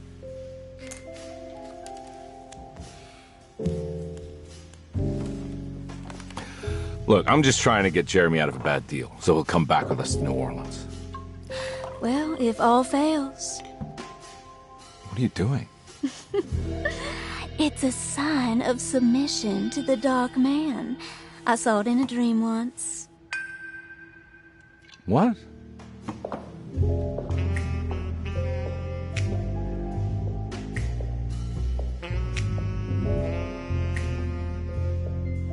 You don't know the Prext Shipping Company by any chance? I do. They made big money during the war. Their waterfront office is just over there. How did you do that? Do what, Detective? Bonne chance. Hey, have you seen Emily Hartwood anywhere? Are you trying to make me jealous, Detective? No, I haven't seen your doll anywhere.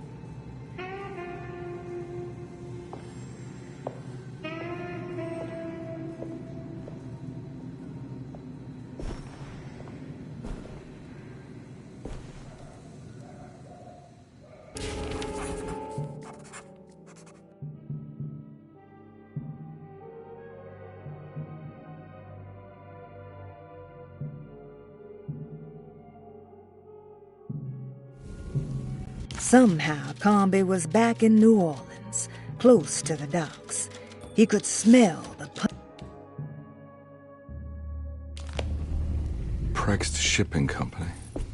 According to the book in Tarawea, the Dark Man is connected to a performance that Jeremy went. It's locked from the other side.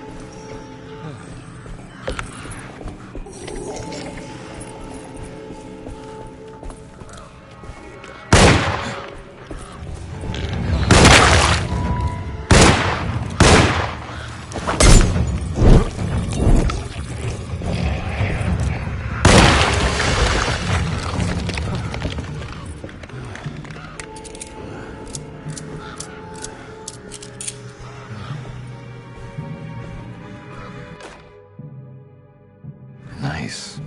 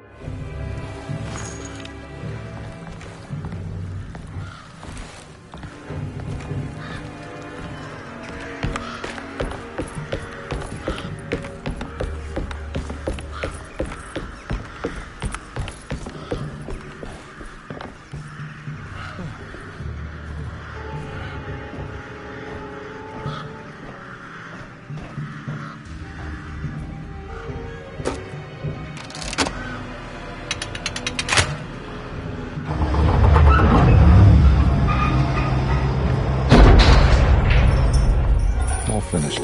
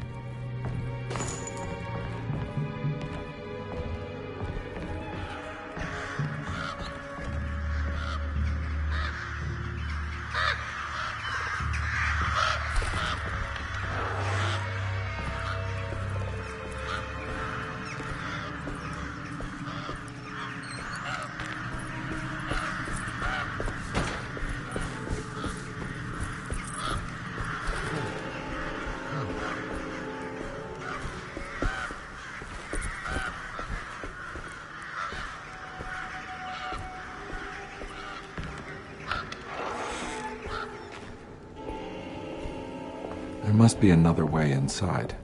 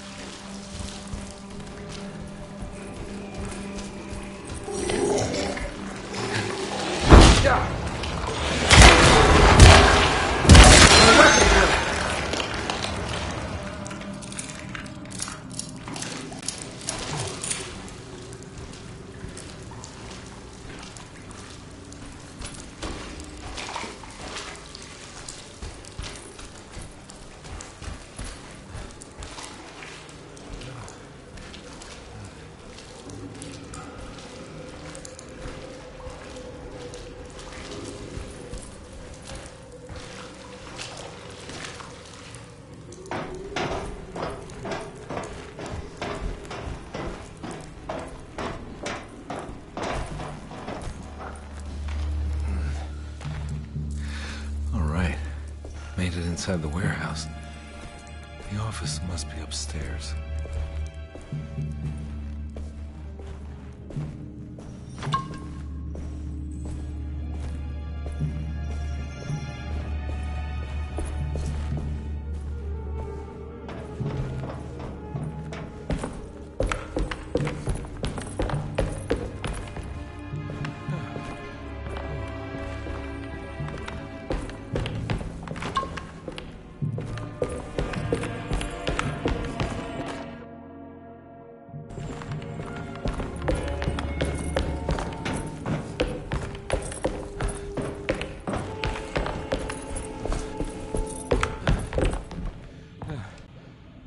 Hey, I always wanted to try one of these.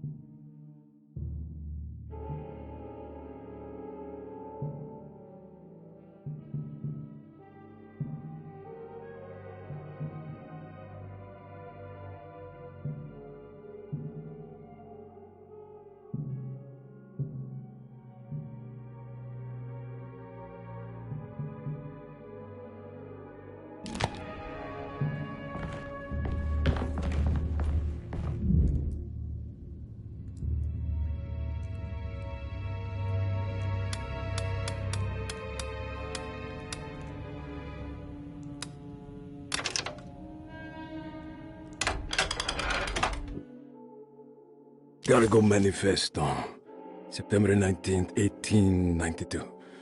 Breck Shipping Company delivered 4 steamer trunks, 1 Egyptian sarcophagus, and a large wooden crate belonging to the showman called the Black Pharaoh, performing at 18th Street.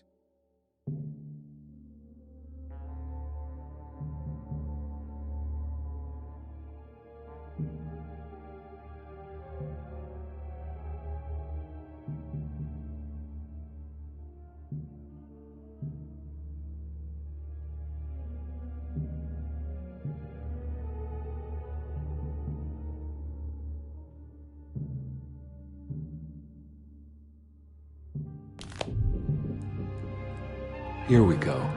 The address where Jeremy first encountered the Dark Man.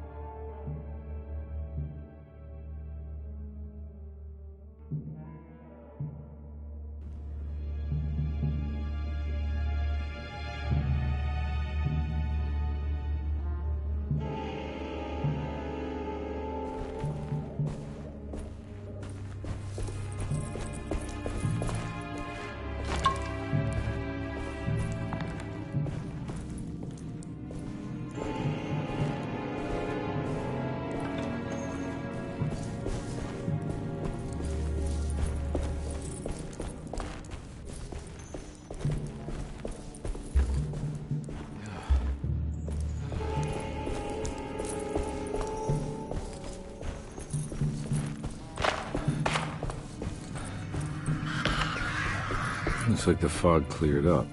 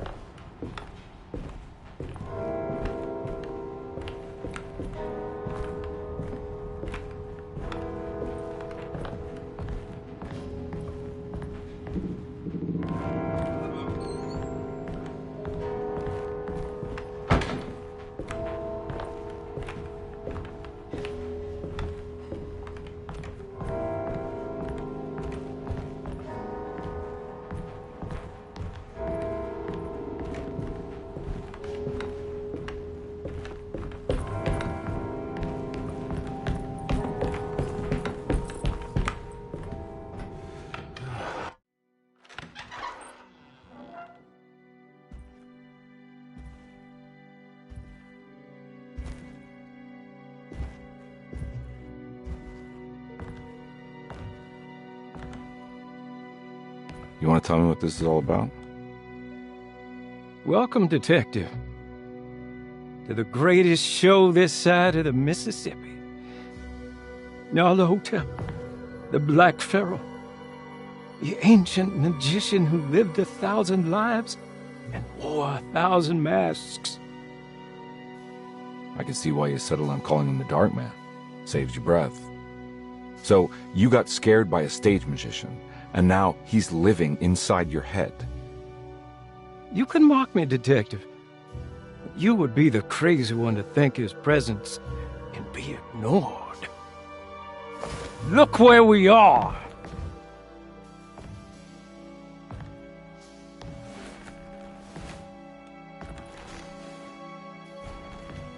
We didn't get to finish our last conversation, did we?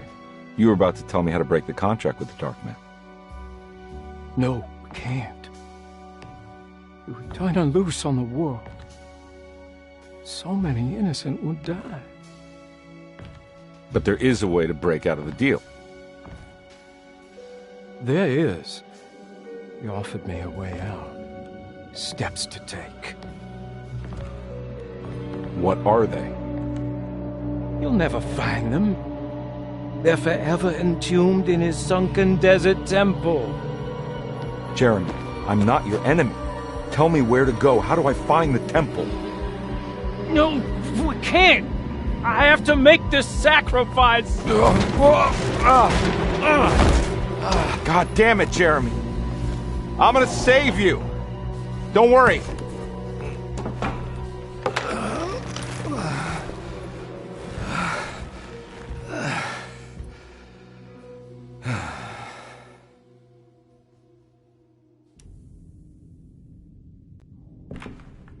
How do you save someone who doesn't want to be saved? Well, he's gonna get saved no matter what. I just need to find the temple somehow.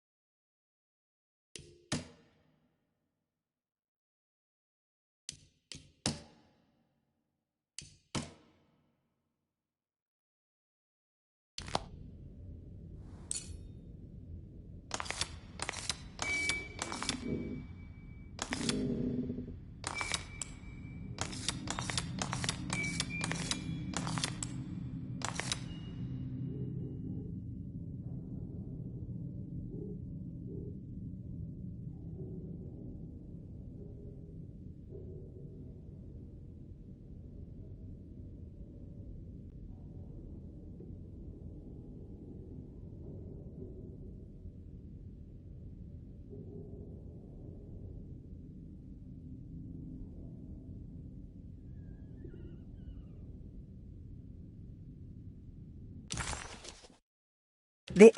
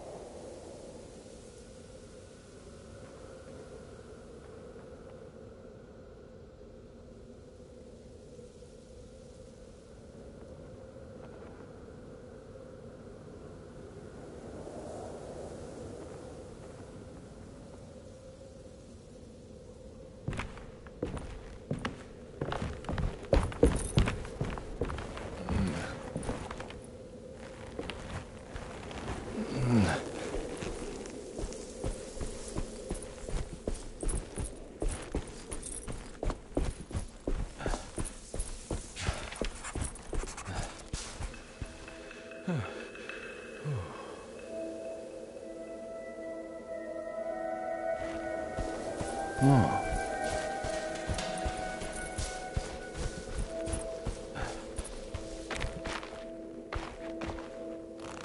Ugh.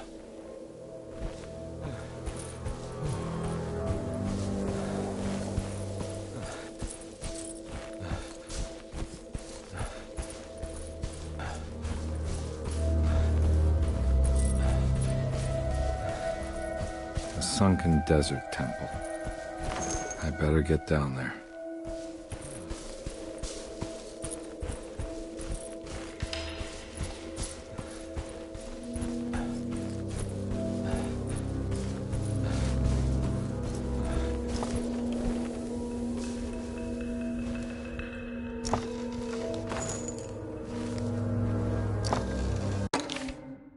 The Temple of Nephron-Ka lies under our camp. Despite all efforts, that unholy site did not collapse, but sink beneath the sand. The pharaoh is long dead, his name meticulously stricken from all ancient writing. But that stage meant for blood and terror remains. The temple is said to be lightless, built to harbor all the haunters of the dark found in the very depths of our universe. Calling on the gods meant creating a bridge between our world and theirs. The terrible Aldebaran of Taurus, the Black Sun, was seen as the most important star in the night sky, because, according to the Kitab al-Azif, it was said to be the home of that crawling chaos known as Nyarlathotep. Through ancient mechanisms, it was said that the priests could open shafts channeling the light emitted by that strange stone called the Shining Trapezohedron. Several streams pooled together above the statue of that dark man would then be sent through space towards the Black Sun, a message to the gods. The gifts bestowed on the sender are completely undocumented, but often assumed to involve dark blood pacts, where souls are traded for malicious miracles.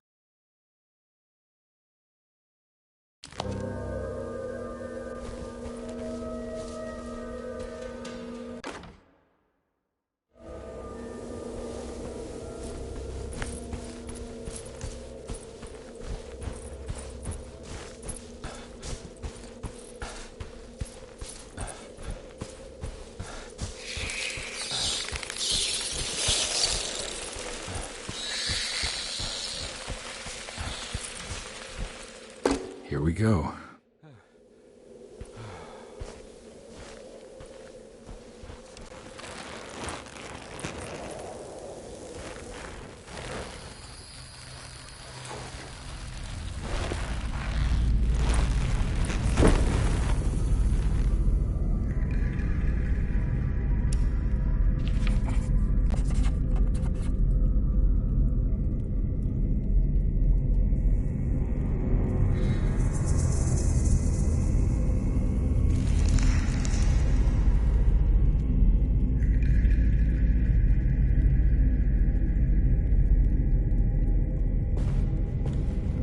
Star constellation from one of I got a feeling this is it. This is where the contract is hidden. But how do I get to it?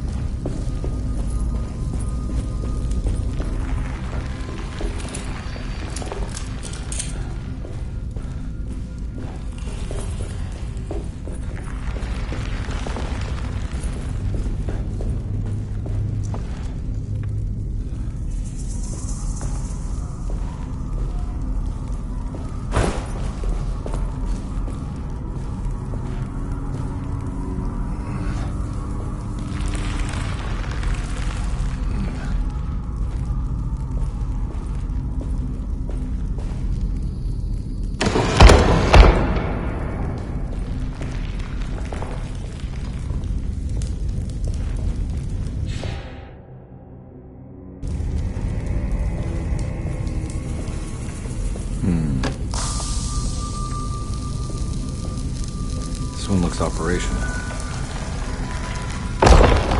It worked.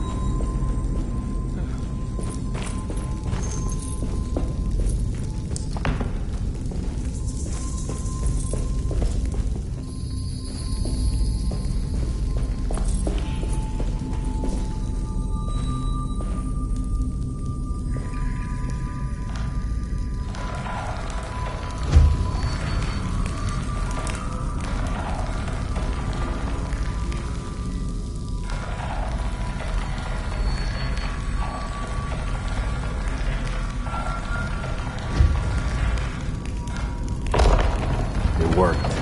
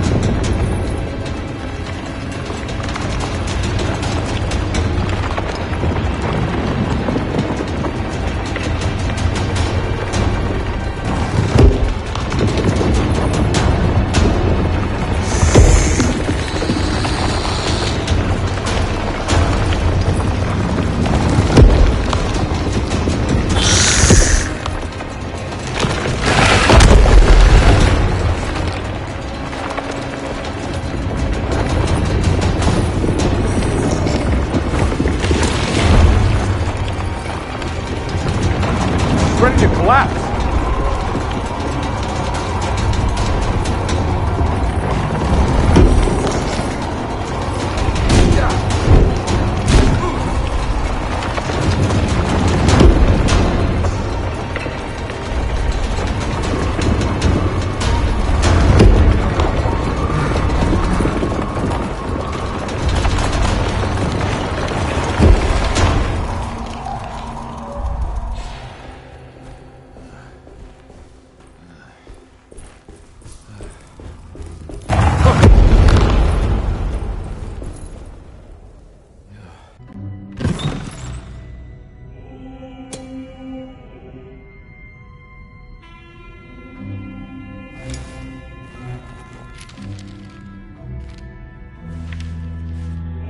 Acknowledge psychological trauma, breakthrough barriers of self-deceit, temperamental behavior.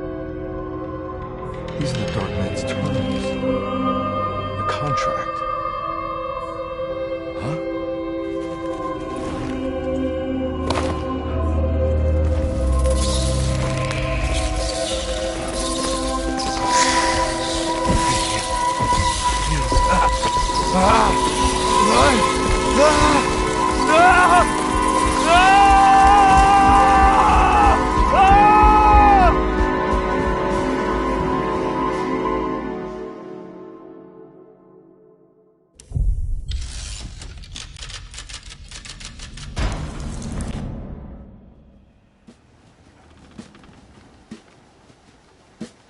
Hey.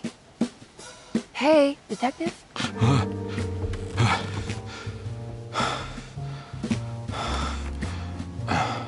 What are you doing?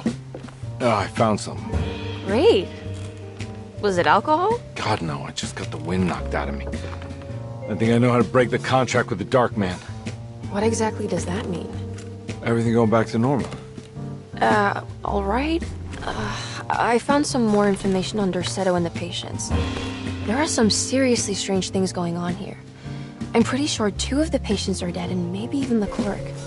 Oh, yeah. I kind of just gave up on worrying about that. Well, just keep your eyes open, I suppose. What were you doing again?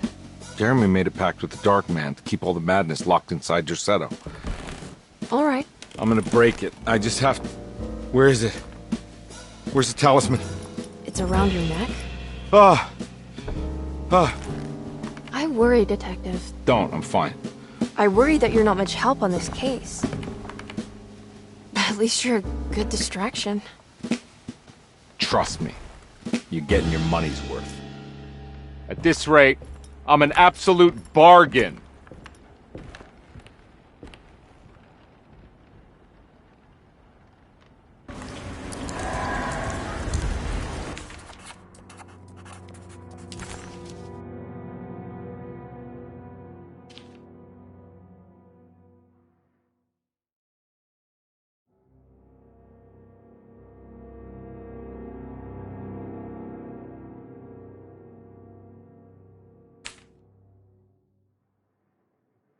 Medicine has failed me.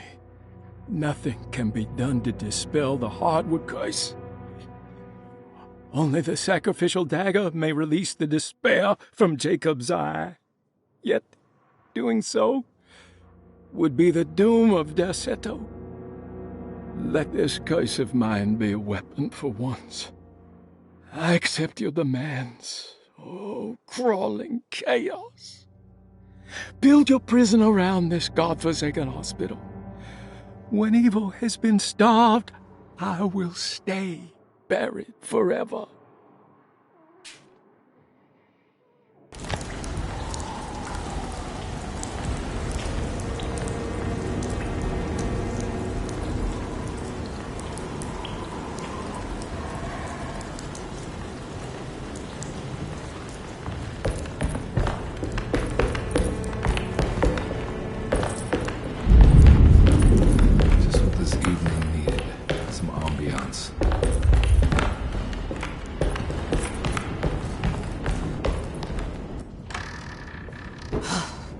To be around here somewhere. He wouldn't leave this house. I don't know what to think anymore. You run into that detective fella? Who is he?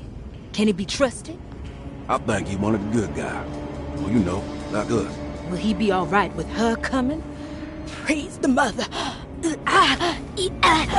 He don't need to know about all that.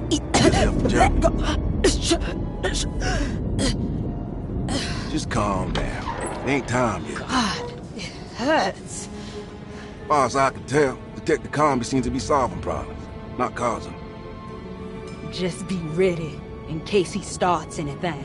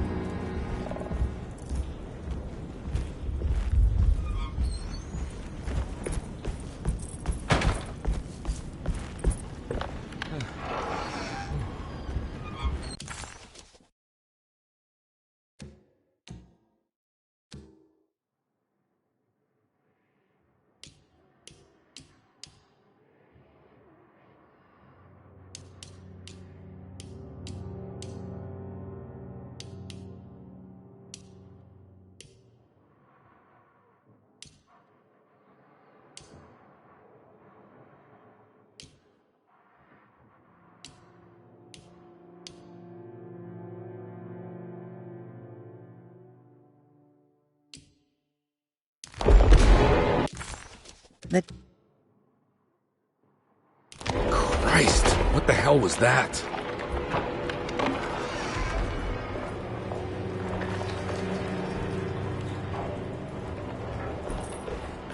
It's blocked.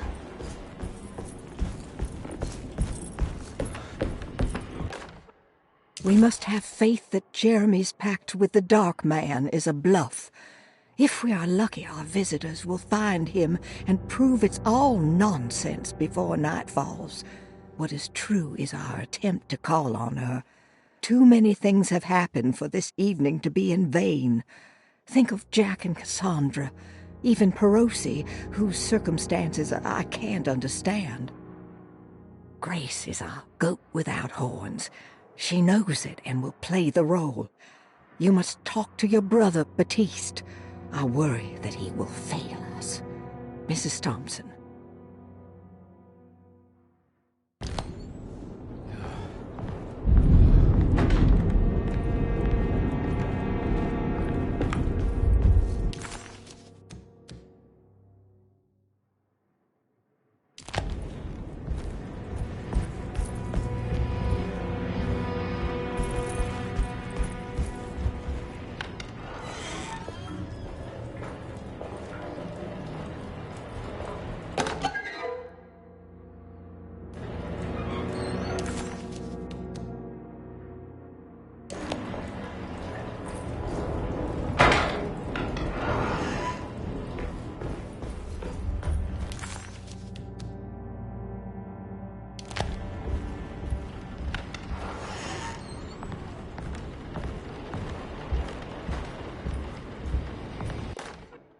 Lunacy and the Astarte Artist Colony, a monograph by Yael Klein.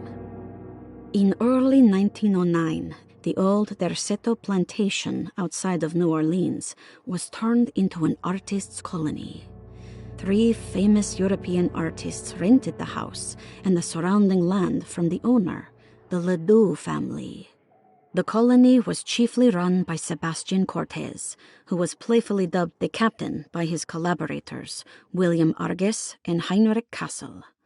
The colony existed for 6 years, until one day all 12 members disappeared without a trace. It is widely believed that their disappearance is connected to the disastrous hurricane that passed through on September 29, 1915, but nothing truly supports this claim. What is known is their frequent participation in New Orleans nightlife, their love for hosting parties, and their elaborate contributions to the Mardi Gras parades as the Pirates of Pontchartrain. Accounts of their lifestyle can be found in almost every gossip column. It can effectively be summed up as carefree and bohemian. In late June 1909, the name Astarte first appeared in the newspapers. Cortez said the name came to him as he was painting. There is never any claim to knowing about the ancient Phoenician fertility goddess with the same name before this time.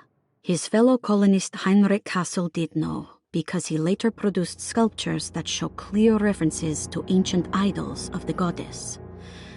It's impossible to know for sure how this name suddenly made an appearance, but it is interesting because of Derseto's history.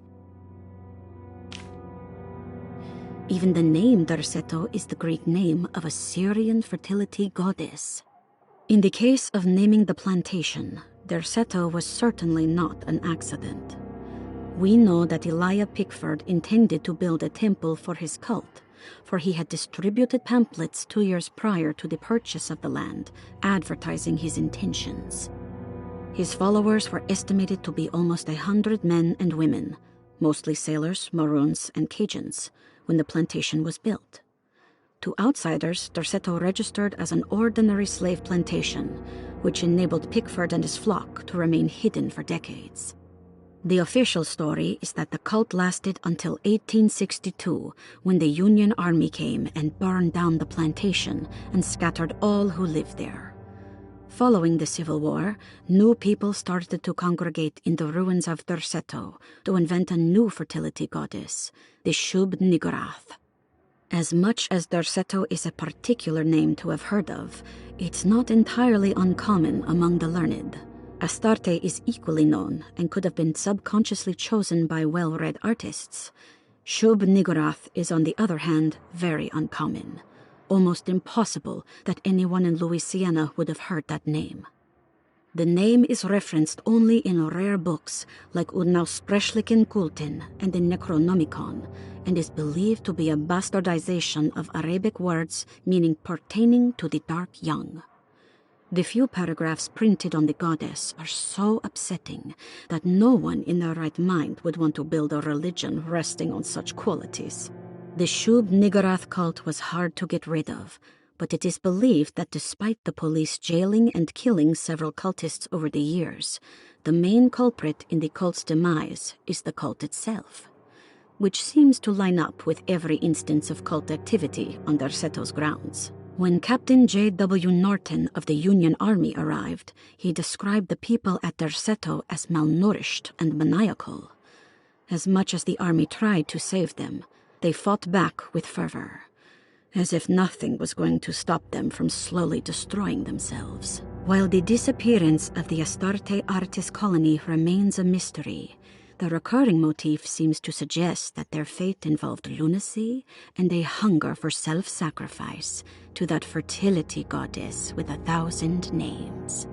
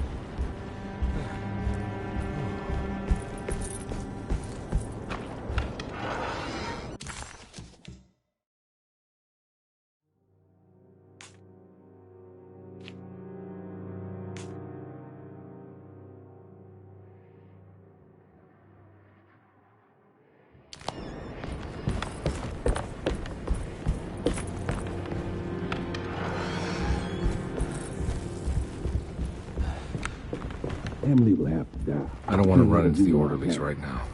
Not sure I can trust them.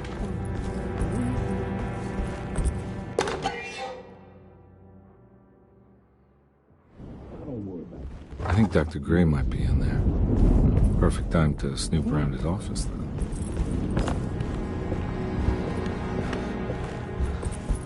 It's blocked.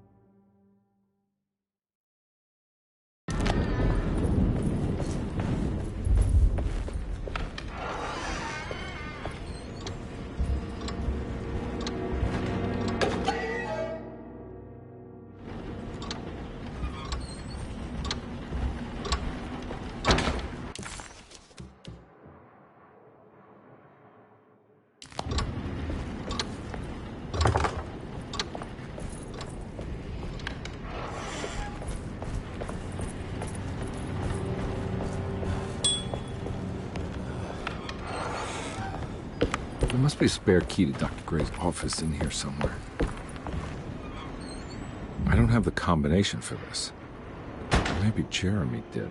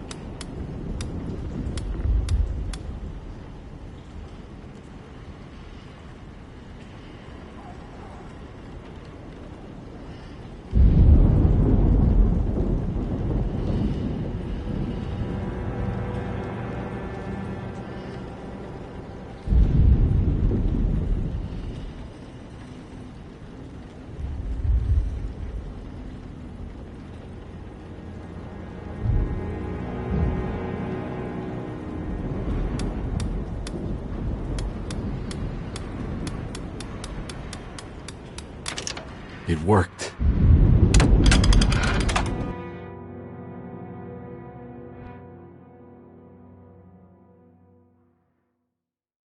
The last guest in the empty room suffered from severe maladaptation.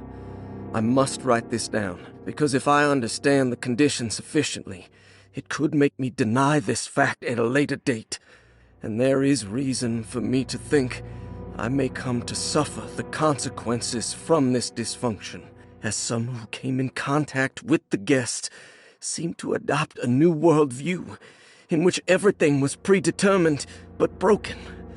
Upon accepting this worldview, some memories became unmanageable and later rejected. I do not know what this means. I cannot even remember the fate of the guest.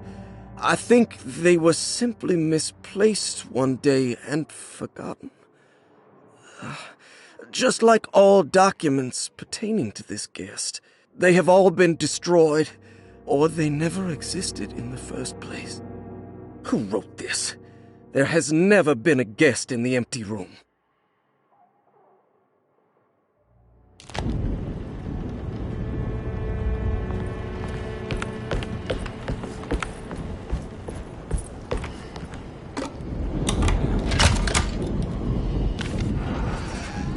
Dr. Gray's office, all to myself. Let's see if we can figure this guy. I have finished tidying up Miss Beauregard's belongings. I will leave it to you to contact her agent and have them collect her things. I found one of Grace's drawings she might want back, along with this key in her room, which I believe you've been looking for. Mrs. Thompson. Out.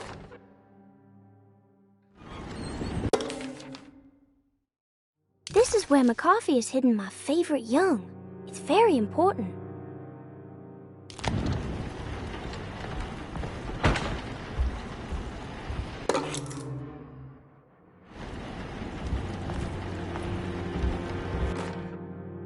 Dearest Dr. Manzetti, I find myself in a losing battle with my patient.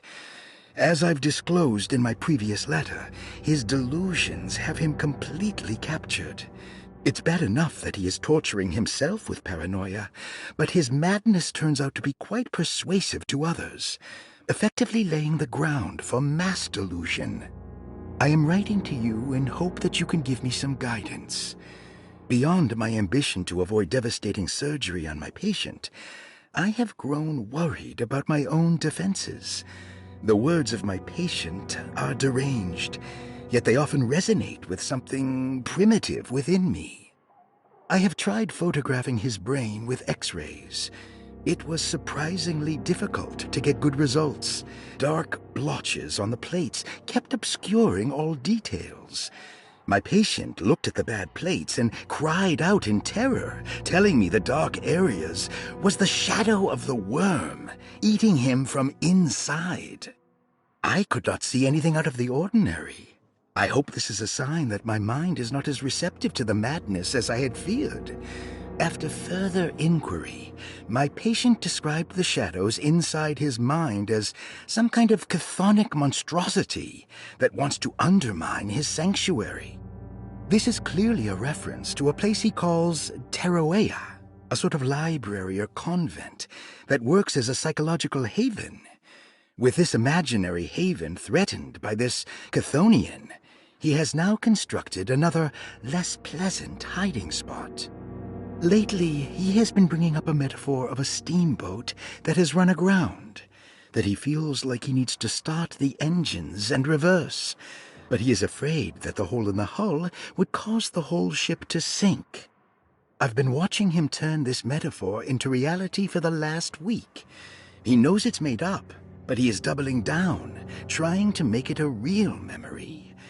I feel certain that this is my chance to break through the barriers of his self-deceit.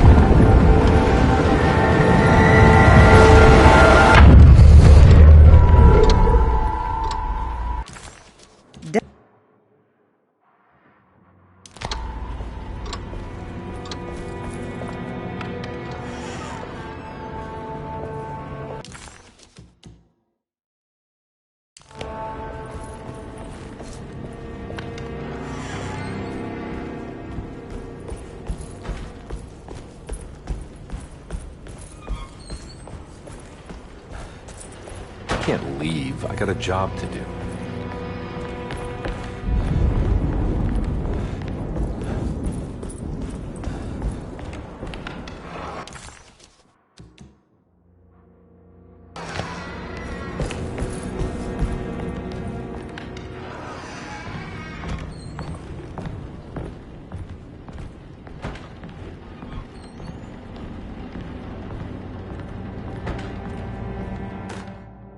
Detective Carnby, I'm terribly sorry that my niece has pulled you into this mess. Please, with all my blessings, take her away from this cursed place. I have destroyed that eater of worlds and locked it away in the attic and retreated to a place of hiding. Tell Emily I'm safe. Tell her all the lies you can think of to make her listen. Take her back to New Orleans. Sincerely, Jeremy.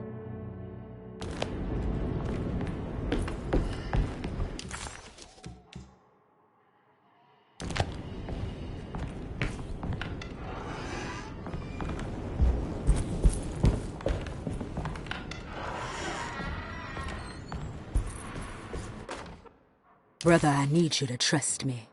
This is the most important moment in our family's history. I know you have doubts and that the terrible Mama Loa told you lies. I would never betray you. I promise. Lottie.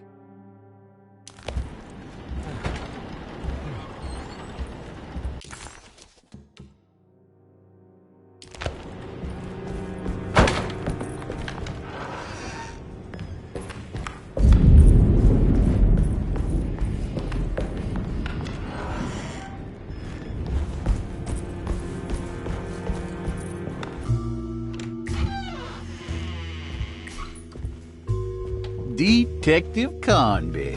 Good to see you again. Solved your case yet? I'm trying.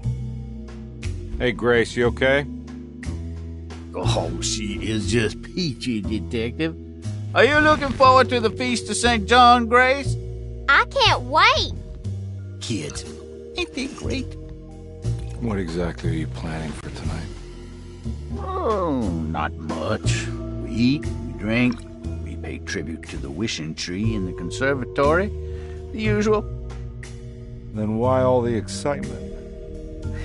There is just something about tonight. Something's different. I think we all feel it. Besides, we got ourselves some new words for the prayer thanks to your buddy Jeremy. She'll come and turn the world inside out, and things will begin again. That sounds strangely threatening. You should come.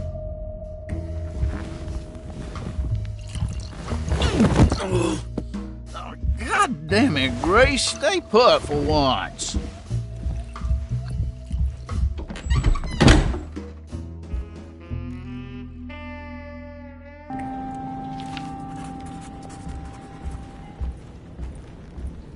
There's something missing.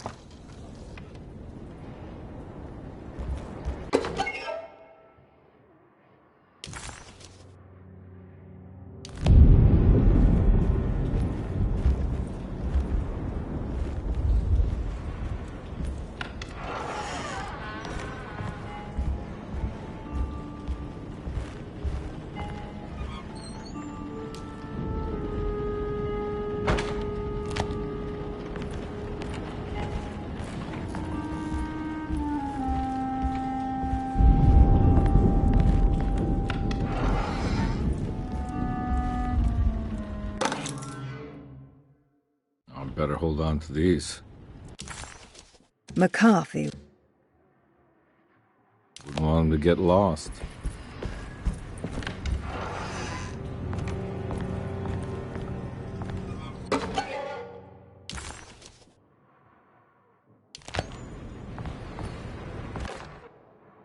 Jeremy knew that the only one who could help him now was the guest in room number 3. The room seemed to have been empty for so long. But that wasn't allowed to be true. The story needed to be different. To include something from the outside, he would bring the guest back to room 3 and show them what was in that safe. 913. But those were not the right numbers. That was the combination for the safe in the clerk's office.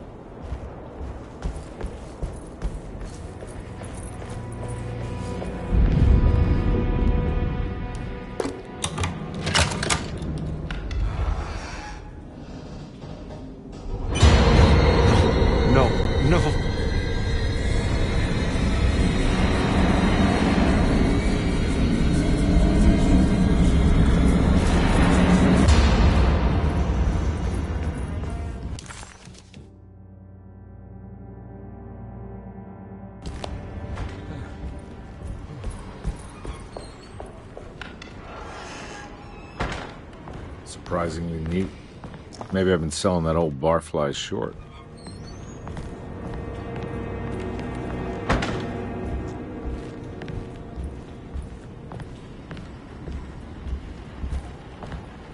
Looks like McCarthy has something hidden inside.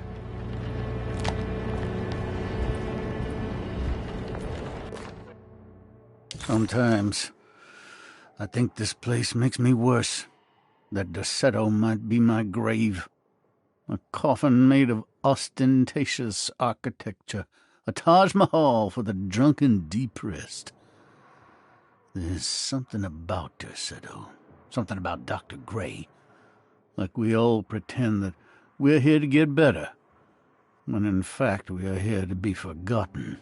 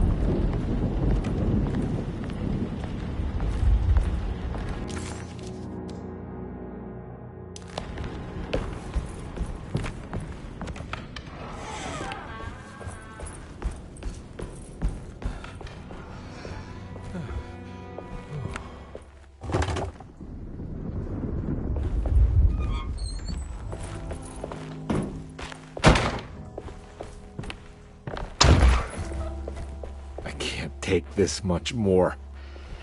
This has to end.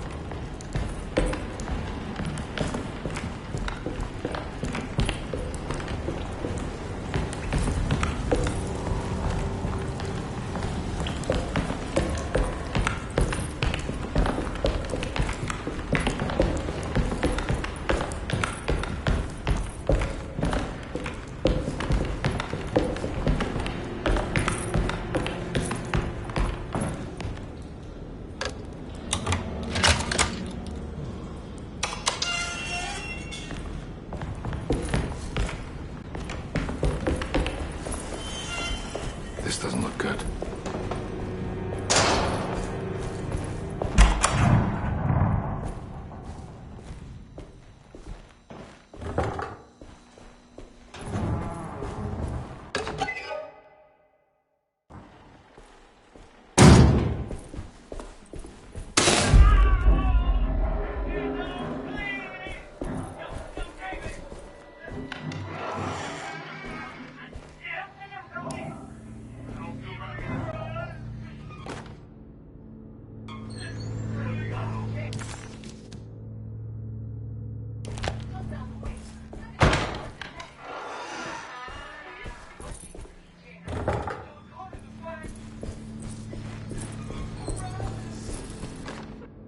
Radiography, patient Jeremy Hartwood, date June 14, 1930. Plates. Jeremy's skull proved difficult to capture properly. Partial radiographs worked best. A complete picture of the brain can be assembled by piecing 3 plates together. Observations. Even when looking at an assembled version, a shadow covers significant parts of Jeremy's brain. Possible tumor, but more likely that the equipment is failing. Jeremy reacted strongly to the pictures and claimed to see a giant clay worm eating and displacing his memories. Notes. While this exercise has left me nowhere closer to an answer, I feel confident that a Burkhardt lobotomy should sever all necessary parts.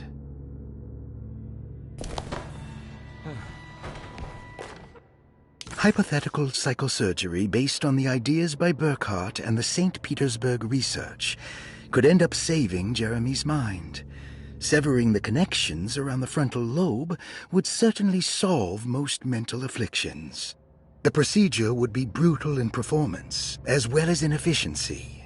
An ice pick pushed through the edge of the eye and into the skull would untether the nerves like Alexander cutting the Gordian knot. As this would likely leave Jeremy in a very different condition, all other paths should first be explored. The medical instrument I would need for this lobotomy is missing, and I should have Waits order a new one.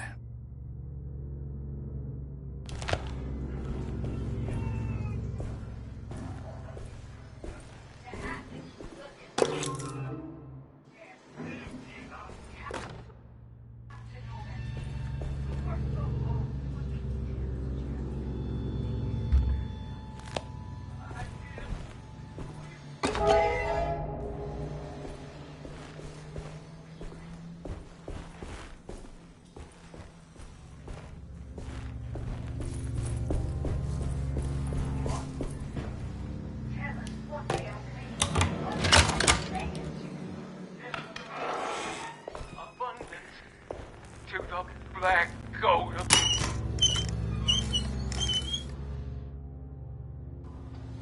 Don't mind if I do.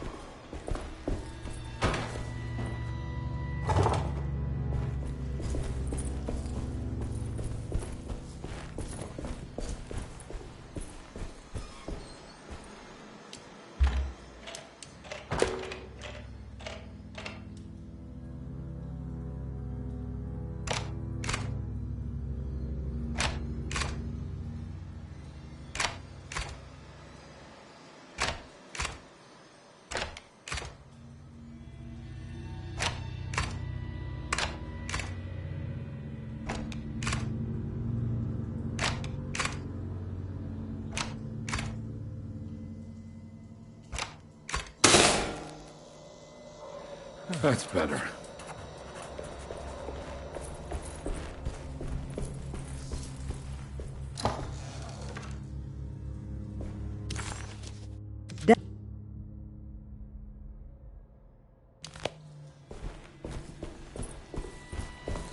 I need the key.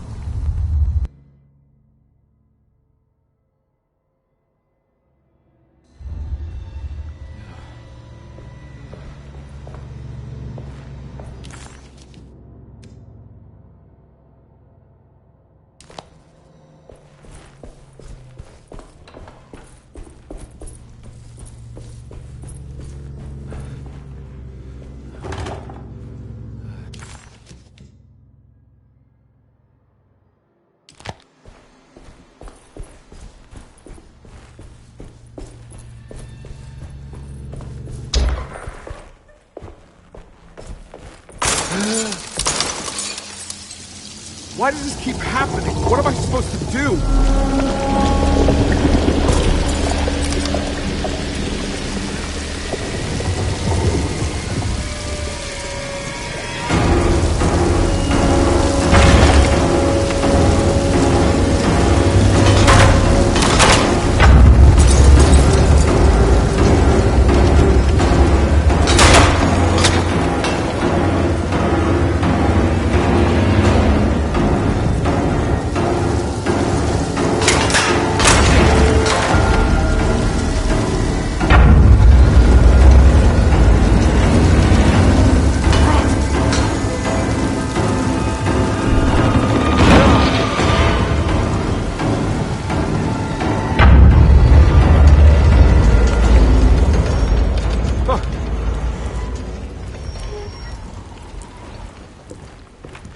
And we're back here. Well, perfect time to have a look around this place.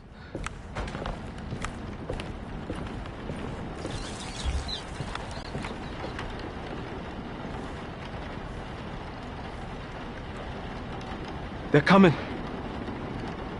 I have freed hellish forces, and now the price must be paid. Yerseto is the prey of evil. The sun has set. They will find my body, but will not have my soul. I can imagine the Master's fury and the terror in the hearts of his slaves. I hear their footsteps. Some may understand what I have done. May God forgive me. Farewell. What would happen if I refuse? Would the whole world come upon? Or would everything conspire to make a new story? Maybe one where I live.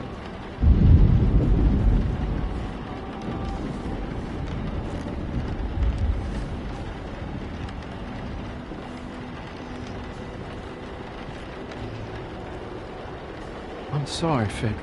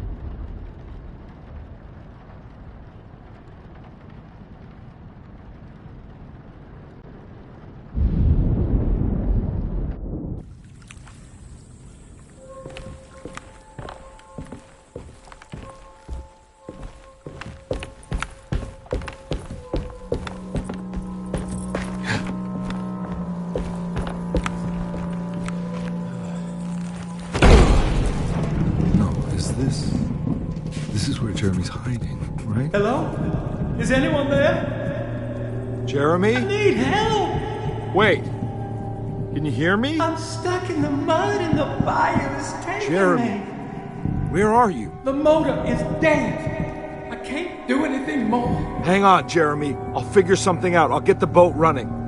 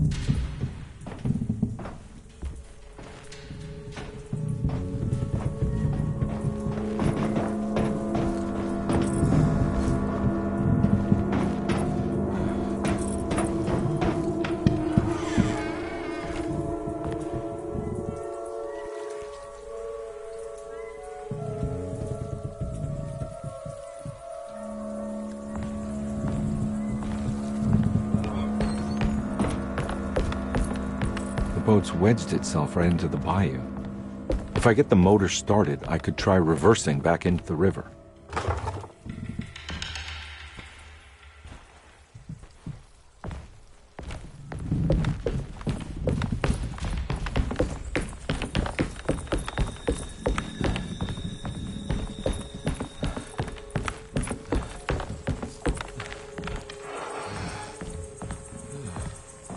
Jeremy, where are you?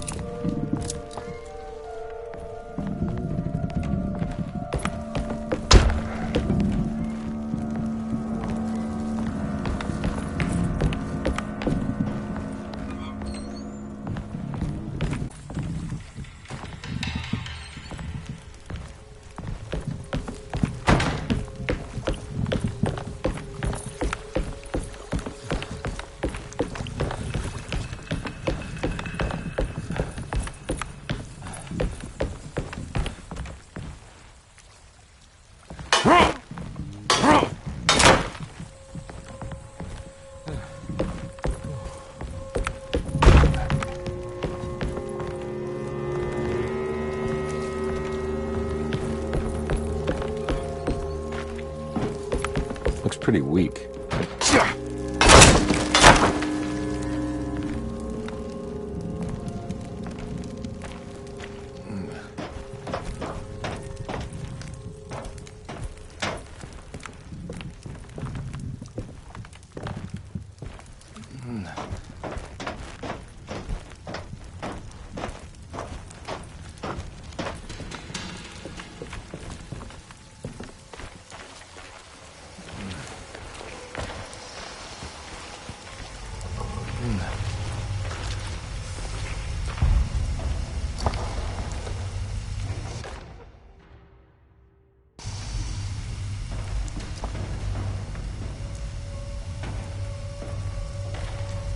this definitely needs fuel.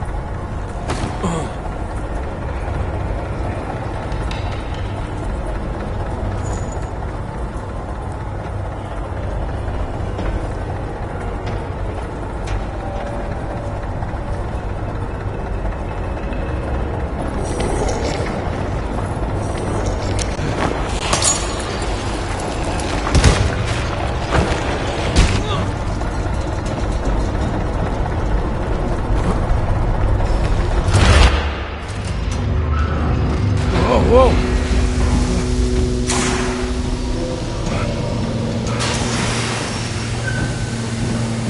I'll try. Are you ready to tell me what happened in the attic? I put a rope around my neck, and then I strangled all life from my body. Are you under the impression that you died? Yes. No. I was supposed to die. What does that mean? That you were supposed to die. I'm the catalyst. I had to die to make the story happen. What are you referring to, Jeremy? 30 years ago, Frederic needed me to die. You're not making any sense, Jeremy. Come back. Find your focus. Hey! I cheated everyone. I didn't play my part. Hey! I escaped my doom. My destiny. Again, find your focus. Hey, I'm right here. What the hell is going on? Now everything is wrong. Nothing is in Hey! place. I'm right here! Calm down, Mr. Carnby. What do you want? Were you not talking to Jeremy right now? I haven't seen Jeremy all day. Are you all right, Detective? No. Actually, I don't think so. Well, maybe. I'm gonna go look for Jeremy. Good. Let me know if you find him.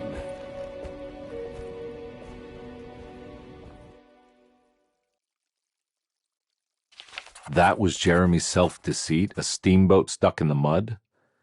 I'm not gonna pretend I understand any of that. What a bunch of psychoanalytic nonsense.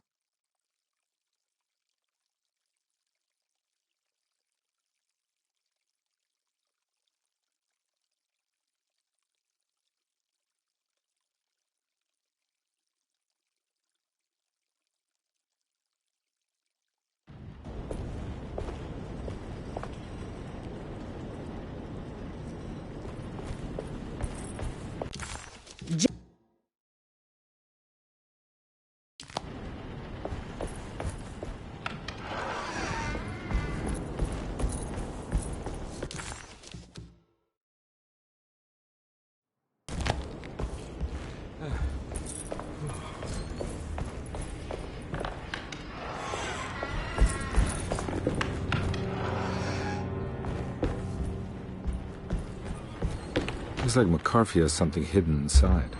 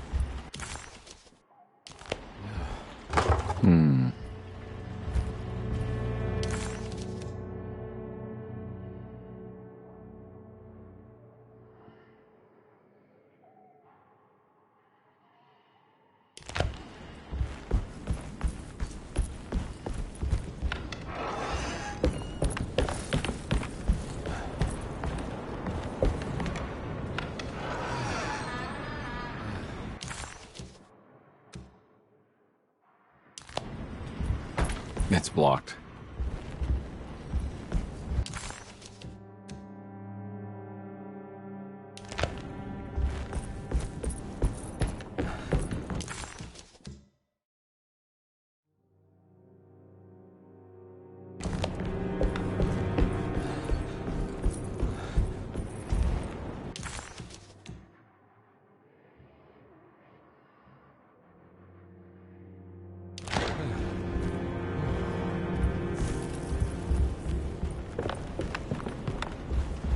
I don't want to run into the orderlies right now. I'm not sure I can trust them.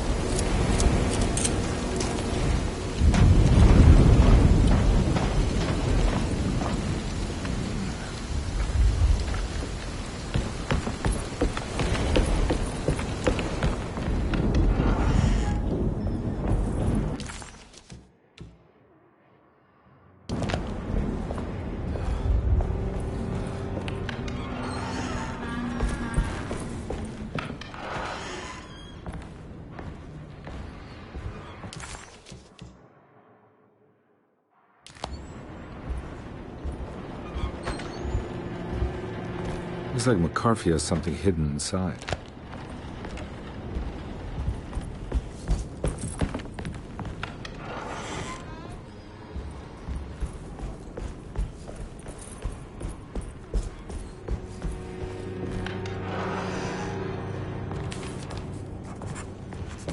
This is my room. I belong here. I know that number. Where's that from? I did this. I wrote that.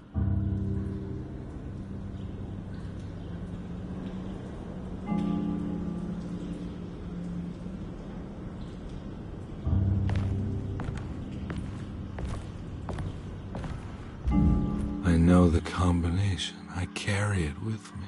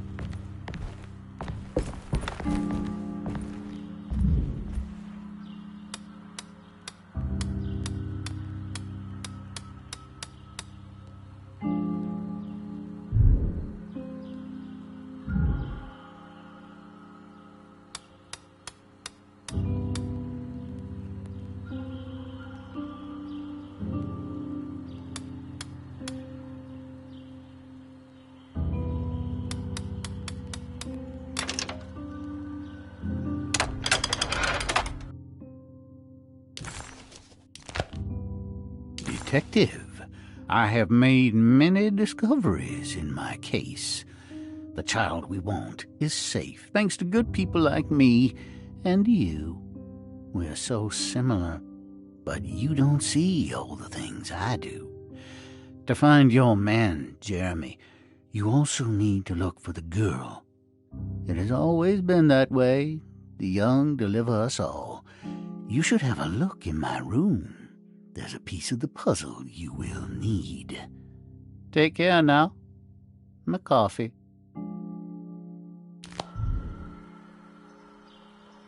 How long have I been here?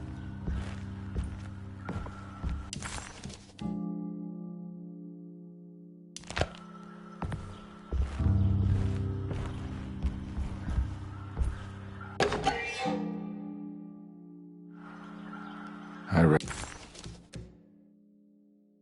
recognize this view.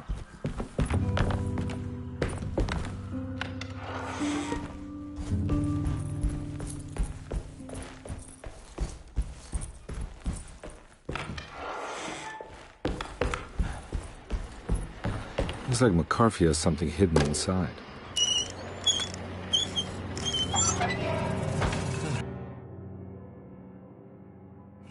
Why would McCarthy lock this up? Was he trying to keep Grace from completing the shape? If so, couldn't she have just made another drawing? What the hell happened in here?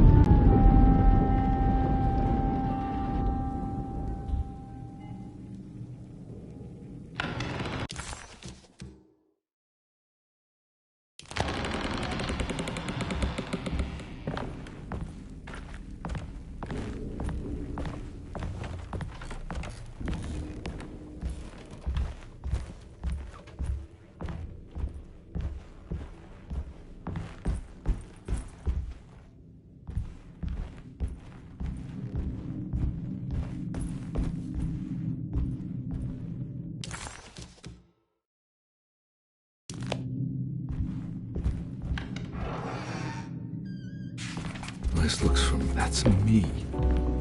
Isn't it? How long had it been since I drowned myself in drink?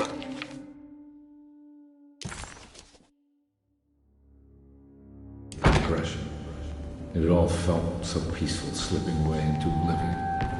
A welcoming dark voice wrapped around my mind like a heavy blanket.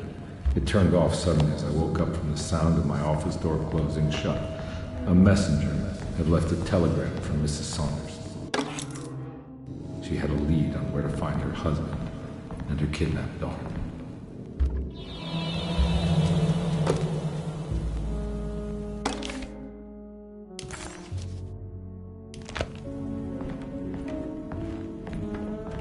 God, I used to drink so much back then. When was this exactly? What case was I working? I think I need to figure out where I'm going first.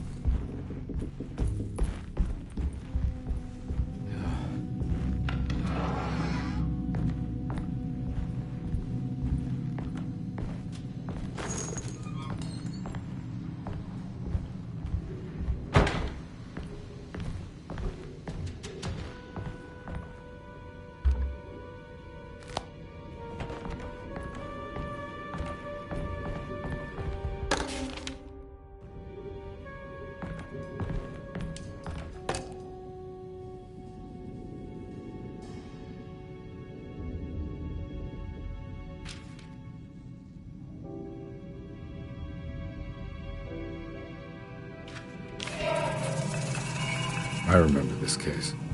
Some kid got taken by her father, headed out of state, but he had made a mistake by selling a painting that his wife actually cared about to a collector named Thornhill to fund his venture. That's how I tracked him down. At least I think so.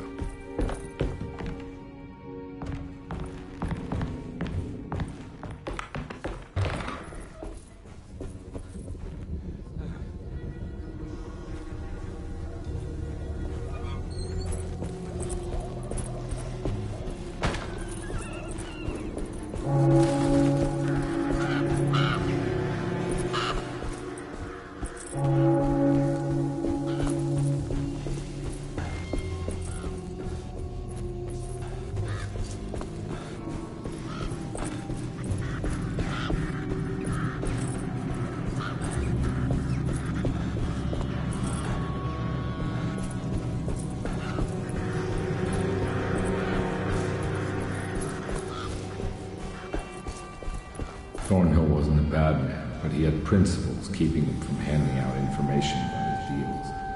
So he needed some convincing.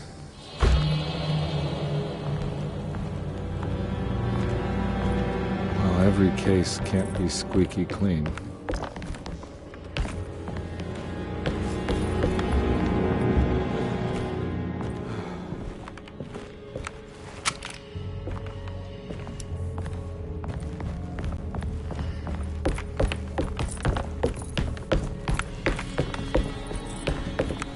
Mr. Saunders had sold a valuable painting to Thornhill, hoping the money would carry him to wherever he was going. The painting, now leaning on an easel in Thornhill's bedroom, had a certain mesmerizing gloom that seemed to call out to me, telling me I was needed for something important. I felt myself falling into the painting, only being brought back by Thornhill, thrusting an address to a Hotel St. George into my hand, and asking me to get the hell out.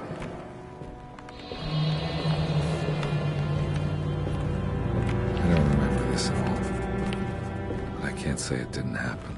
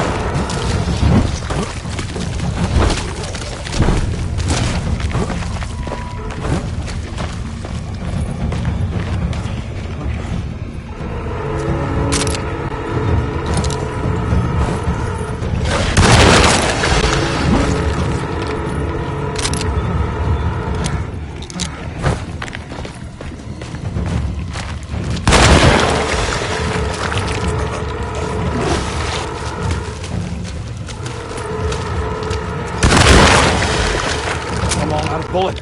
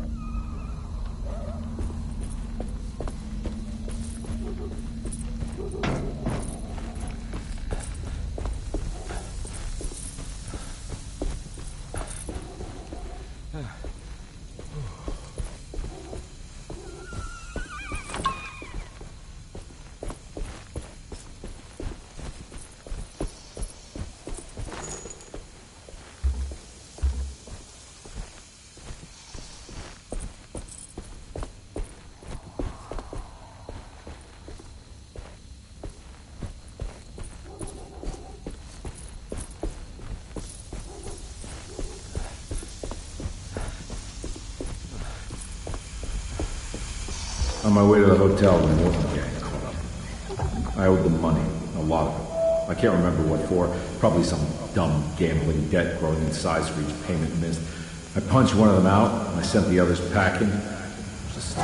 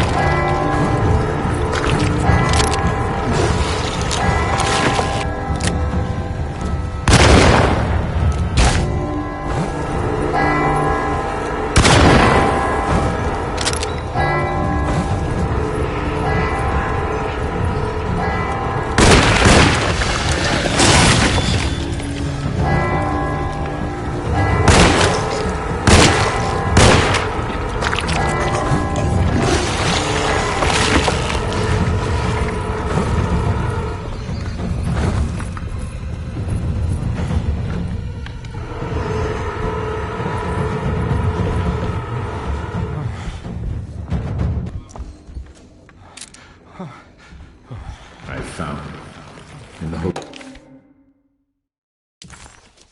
ledger, I recognized the handwriting of the signature, Ted Stryker. It was him.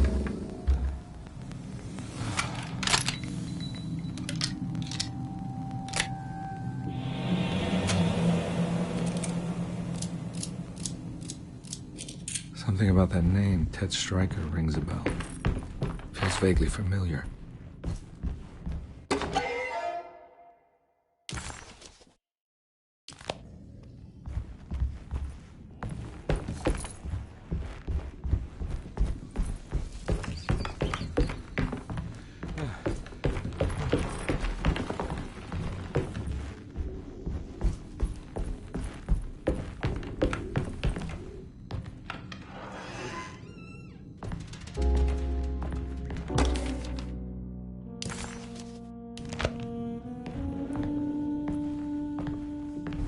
I recognize this room, but I didn't catch up with them here. I must have followed them. But where?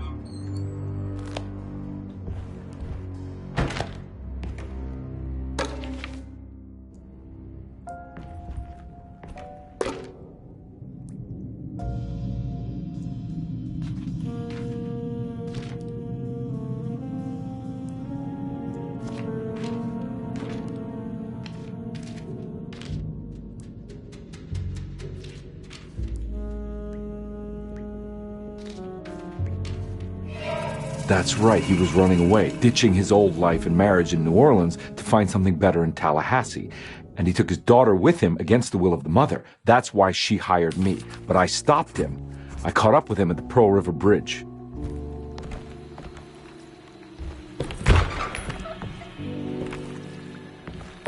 Pearl River. This is where I caught up with them. This is what the Dark Man wanted me to revisit. But I'm still not seeing it. What am I forgetting?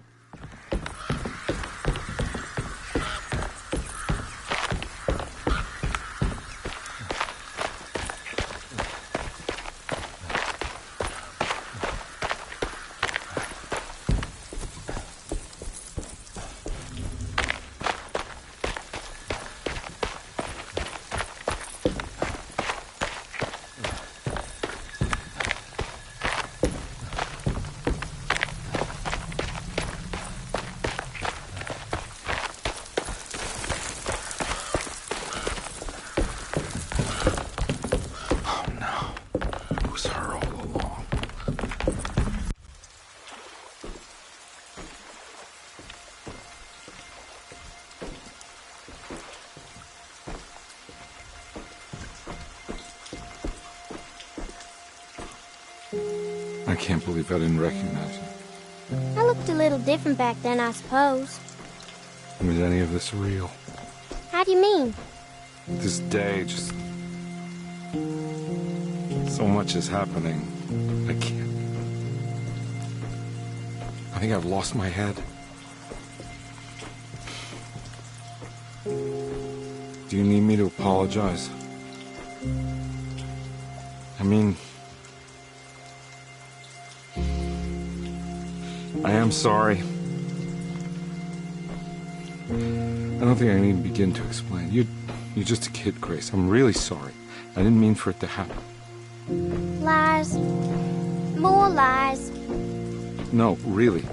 I thought I was being a good guy by handing you over to your mother. I didn't know. I couldn't have known that she wouldn't care about you.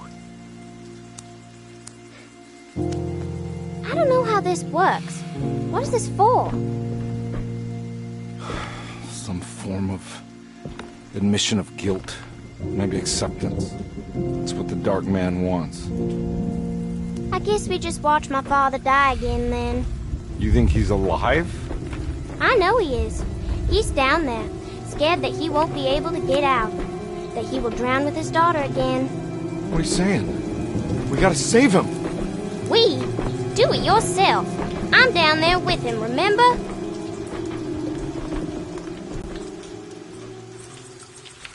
Can I really save them? This all happened so long ago. I have to find a way to get down there.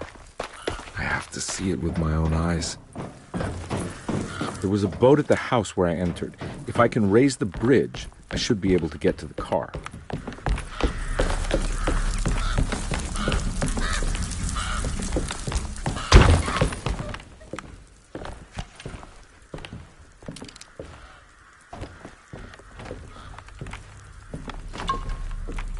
This must be where the bridge is operated.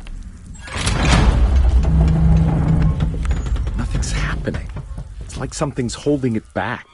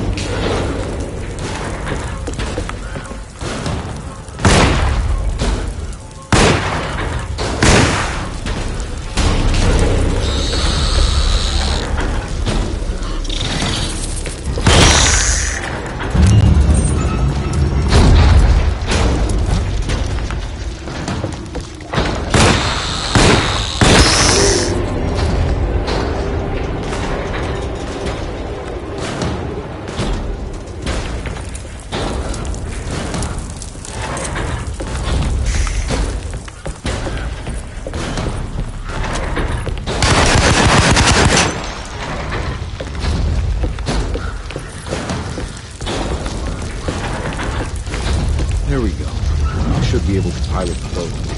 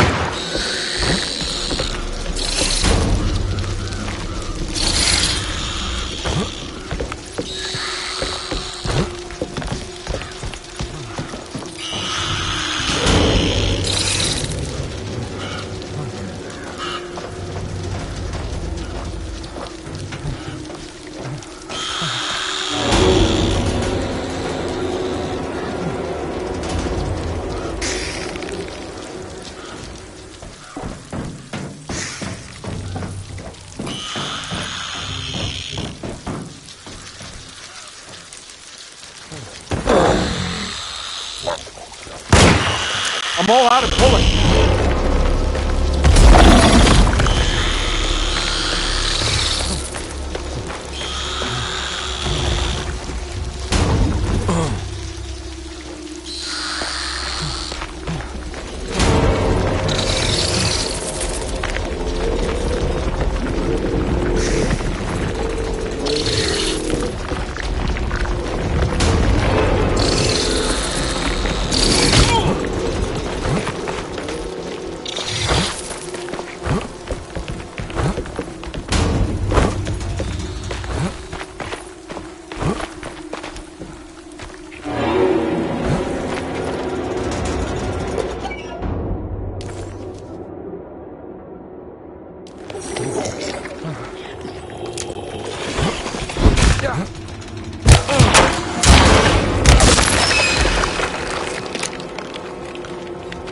I'm all out of bullets.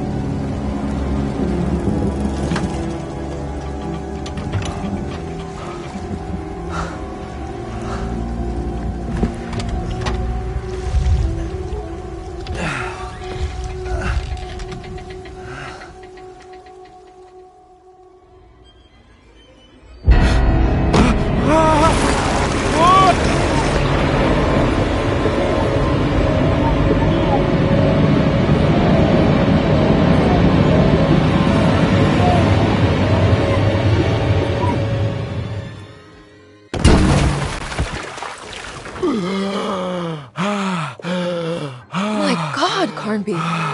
Are you okay? Don't leave me alone. What the hell have you been doing? What's going on here? Look at this mess! I'm sorry, Mrs. Thompson. Don't make me kick you out of this house. Now get out!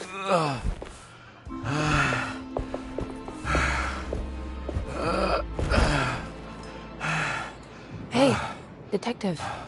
Mr. Carnby. I'm really worried about you. I'm okay. I just need to catch my breath for a moment. This place? There are some very disturbed figures around here. And I don't think it's just the patients. I've been reading some things about how Derceto has a deranging effect on people. I think it might explain... things. What? Just take it easy, okay? I'm gonna go find a way into Dr. Gray's apartment. I want to know what he's hiding. Emily, don't worry. I think I'm close.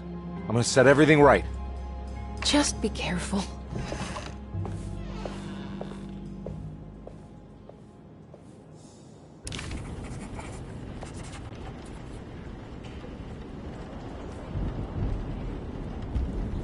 Carnby had...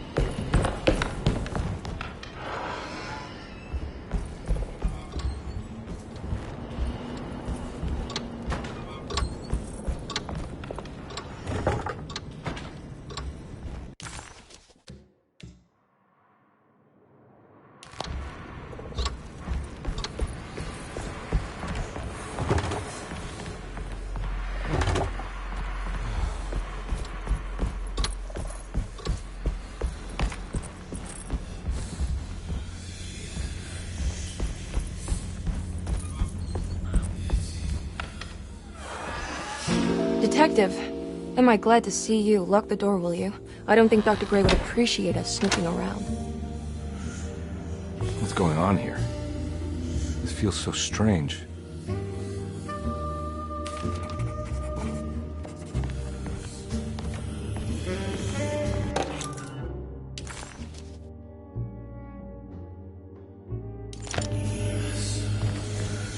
There's a book missing.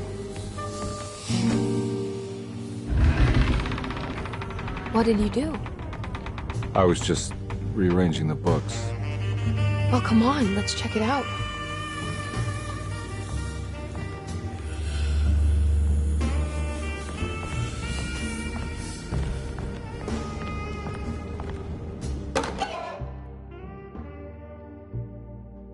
Okay.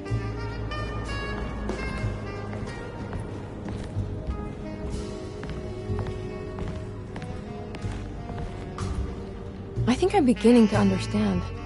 Dr. Gray is dealing with some kind of mass delusion.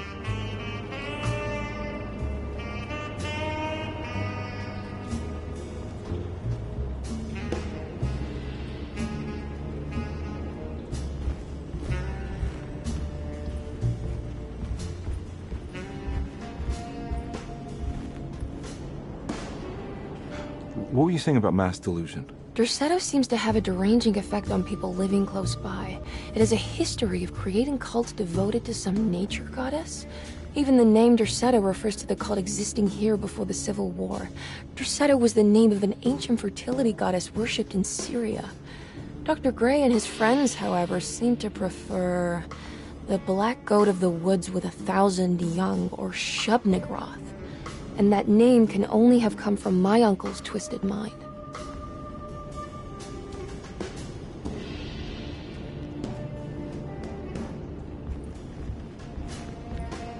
think all of them are in this cult business? Even Jeremy? I'm not sure any of them have a choice at this point. We just need to find a way to stop all of this.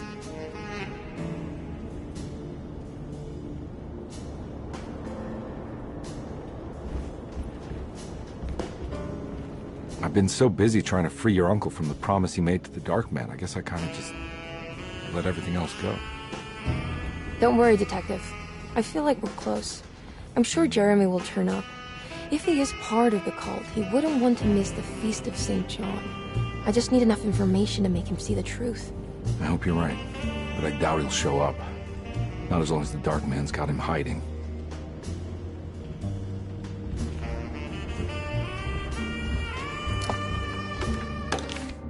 Good to finally meet you, Mr. Hartwood. I'm here on the behalf of your brother Philip. You were expecting me, weren't you? Yes. You're from Derceto, no? That's right. I just wanted to ask you a few questions to see if there is anything I can do to help you and your family. Okay. I understand you're full of imagination. You make up a lot of things. I suppose. And you obsess over them, blurring reality and fiction. Sometimes. Do you want to tell me about the Dark Man? No. No, I don't. That's all right. Perhaps there is something else you can tell me. Something you know to be made up, but you hold dear. Juan? John? Who's John? No. Juan Luis Jorge. Oh, wait there a moment. Here, take a look. Is he... Oh, he is the author. It's a magnificent book. Life-changing even. The real Juan is long dead, but I like to think of him as my friend. My most beloved friend. I see. Do you often do this? Fantasize about people you read about? No. Well, there is Jacob. Who is Jacob? Turn to the last page. Oh, it's a newspaper article. The Prisoner of Ice, Jacob van Ostad. Is he also your beloved friend? Oh, no, Doctor. Not at all. He is the fire that fights fire. Yes, I think it's clear your overstimulated imagination, this mania, needs to be tempered for you to live a normal life. I know your family calls it the Hartwood curse, but I want you to know that there is nothing supernatural about your condition. It's all inside your head. And with that, I'm very qualified to deal with. In time, you will be cured. In time. Yes, in time we will exorcise all your demons, all the Dark Men. Yeah! Please, Mr. Hartwood, calm yourself. What happened? Oh, don't you worry your little head about it, Miss Hartwood. Your uncle and I just had our first breakthrough.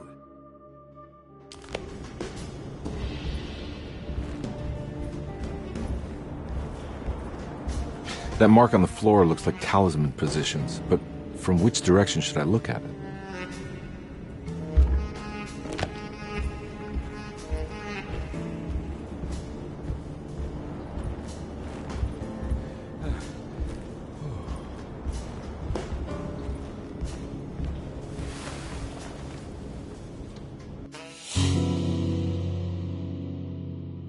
Huh. Has that been there this whole time?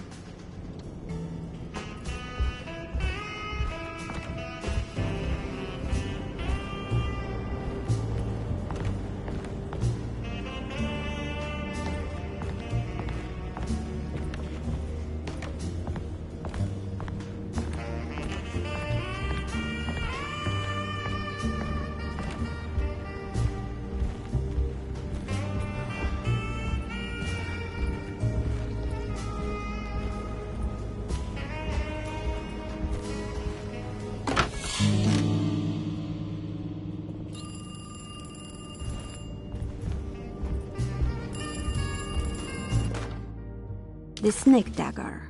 a monograph by Yael Klein. In Ludwig Prin's book on pagan rituals called The Mystery of the Grave, as translated by Nicholas Vachy, there are several references to a sacrificial dagger called the snake dagger. It has long been thought of as a poor translation of the original text, that it would be more appropriate with worm dagger from the Latin vermis cultrum.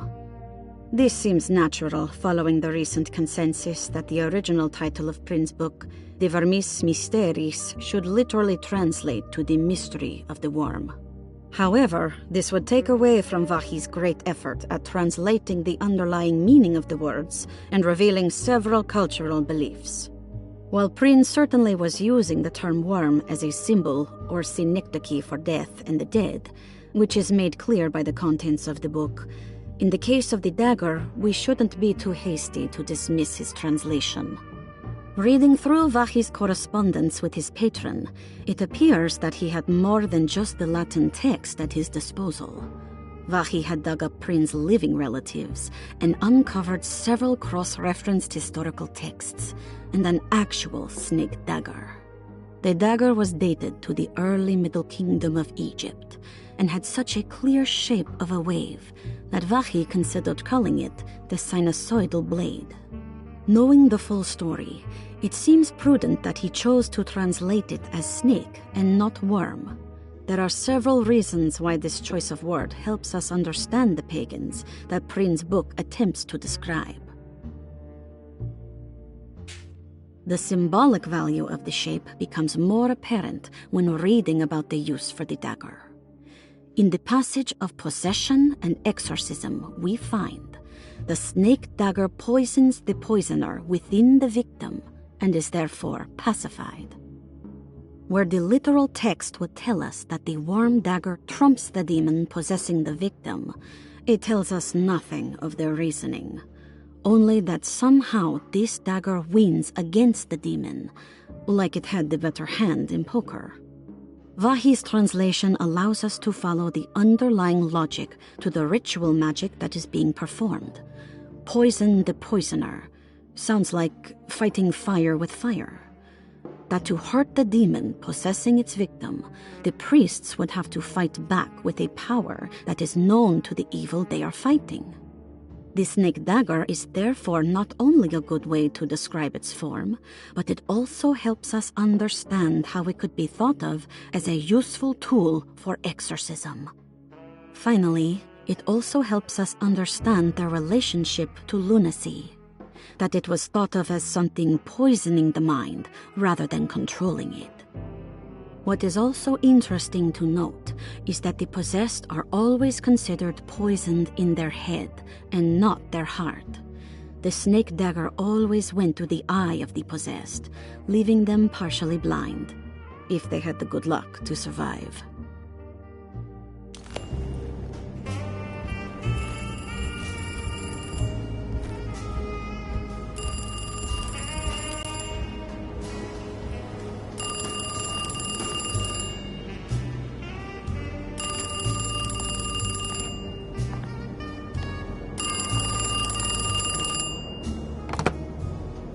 Hello? Detective Carnby? Who is this? Jeremy? Jeremy is with the Dark Man. You can't save him. Well, I've done everything he wanted so far, and there's just one more thing on the list. I expect him to keep his promise and return Jeremy unharmed. Get out, Detective, while you still can.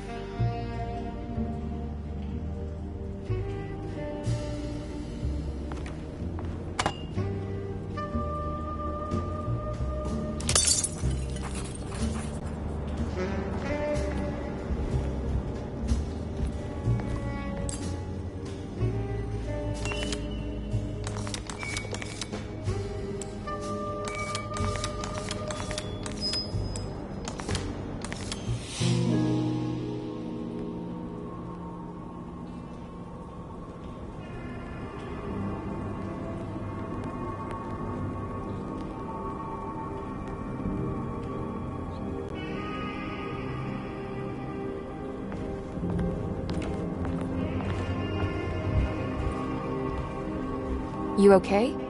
You look a little frazzled. Just stupid telephone. I know. I tried calling the police earlier. The telephone is completely dead. It's not... Yeah, no, the telephone isn't working.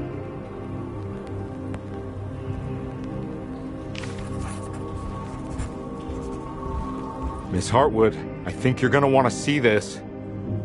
Is there something in the closet? Yeah, there is. You don't see the very obvious gate leading to whatever Jeremy's madness is serving up next? I don't understand. Are you making some kind of fashion metaphor? I'm sorry, I don't have time for this. Can you just tell me what you're doing? You don't see this! It's fine. It's fine. Catch you later. Are you going inside the closet? Yeah. You got a problem with that? No. Do what you think is right, Detective. Sorry, I didn't mean to. Goodbye, Miss Hartwood.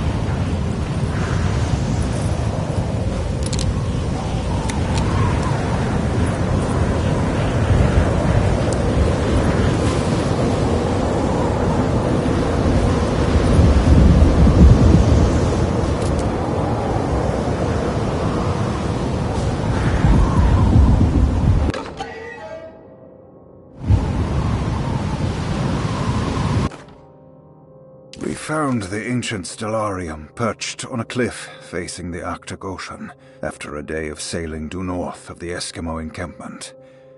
Jacob van Oostad was our most keen member of the expedition. He had been chasing down the source of a peculiar type of crystallized metal present in several sacred items among the natives on the northeast coast of Greenland.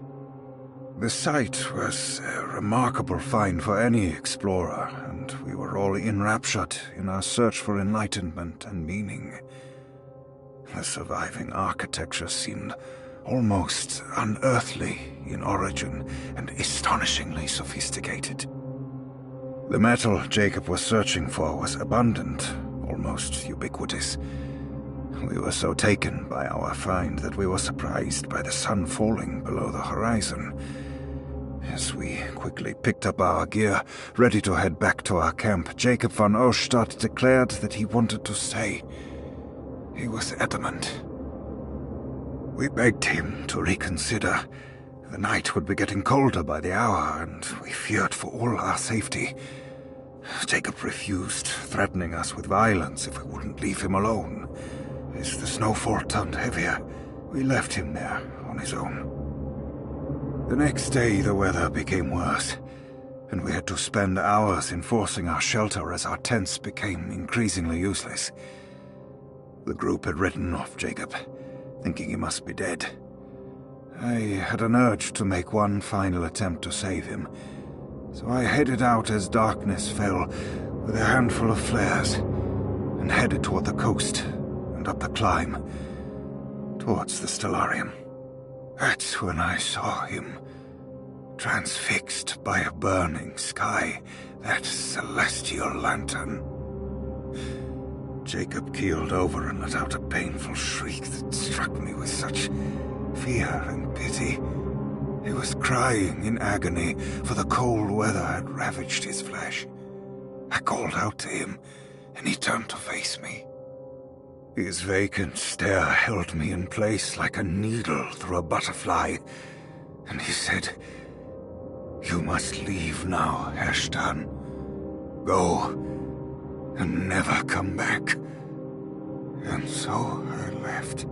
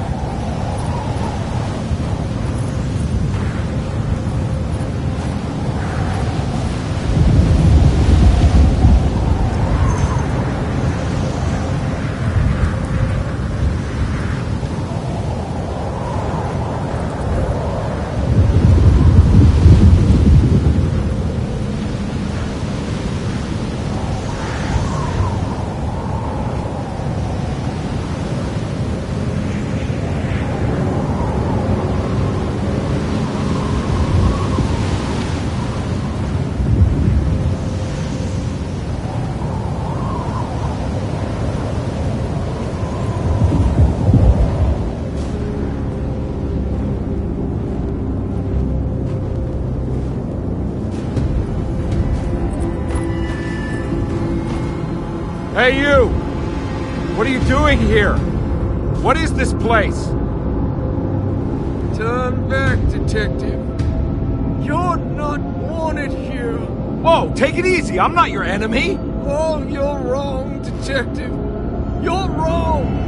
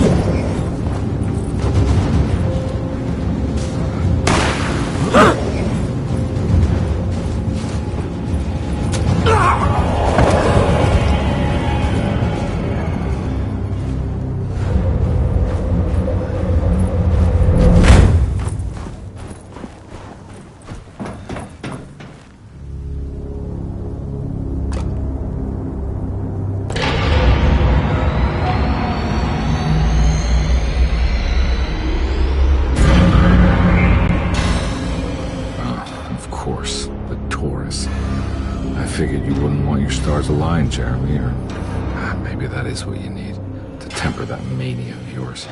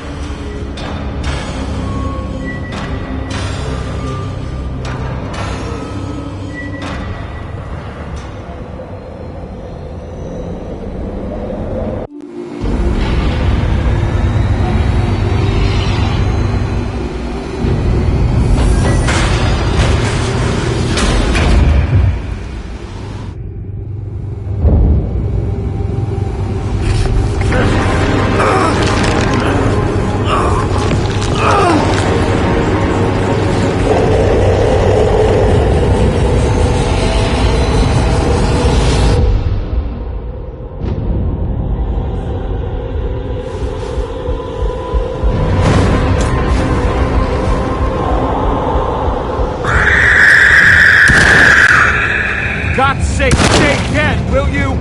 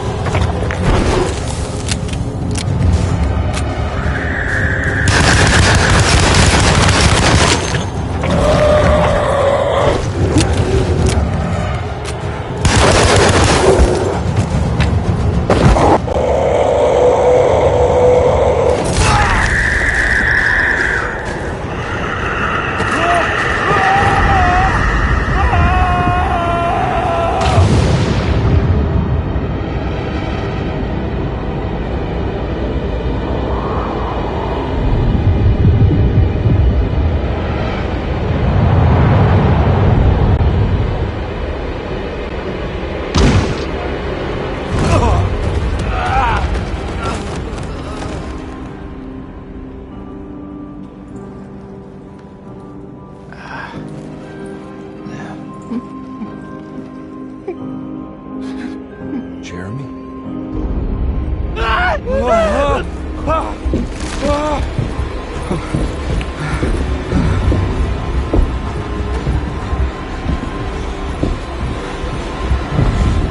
did everything! Aren't you happy? Stupid charlatan! What more do you want from me? You want me to lose my mind? Oh, my lord! Doctor! Baptiste! Quick! Jesus. What were you thinking, Carnby?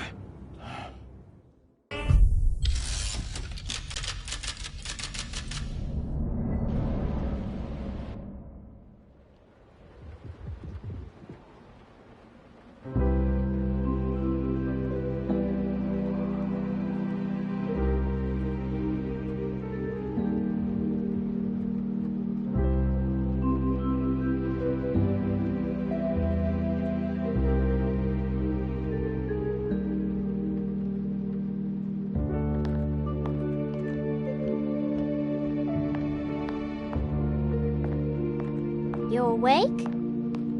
You are awake. Mr. Carnby's up. Hey, buddy! I thought you'd be knocked out for the rest of the night. Come on out and join us, will you? I'll save you some gumbo. Good to have you back. You gave us all a good scare. What happened? You had a psychological breakdown. Sorry for manhandling you, but you're being violent. You stabbed Jeremy and then punched Dr. Gray. Are they okay? Jeremy's a little strange, but everything's back to normal. Really? All thanks to you, Carnby. You want to try standing up?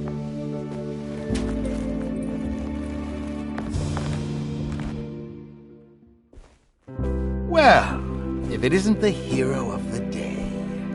How are you feeling, Detective? Never better. How about you two? Hey, Jeremy, I didn't do too much damage, did I? Things are fine. Very quiet. What's up with him? Painkillers? No.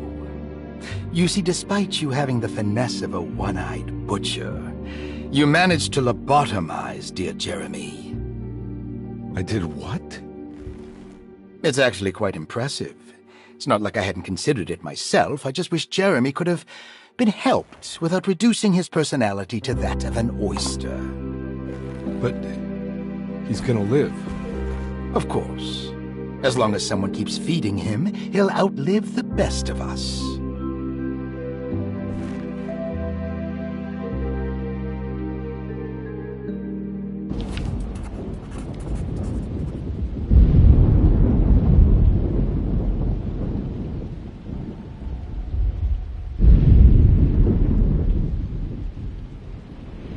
Does Emily know about Jeremy's condition? Yes. She seems to be handling it quite well under the circumstances.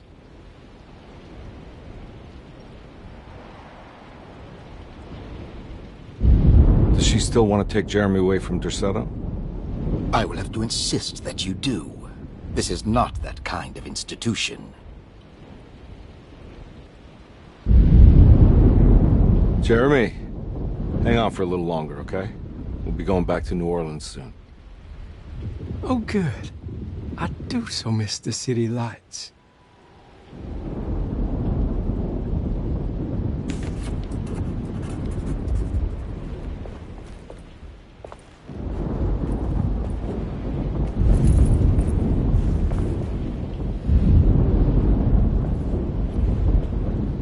Hey, Ruth. Glad to see you made it back to Derceto. You too, Detective. Make sure to stay for the festivities. It's no Mardi Gras, but it ain't bad.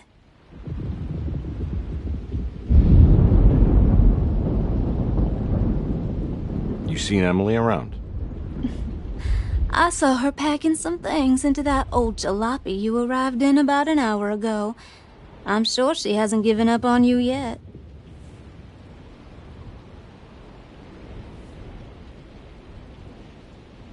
Catch you later. Looking forward to it, Detective.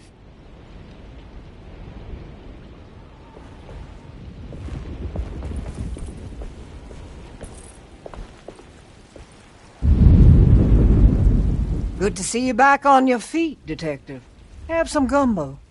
Thanks. I'll save it for later.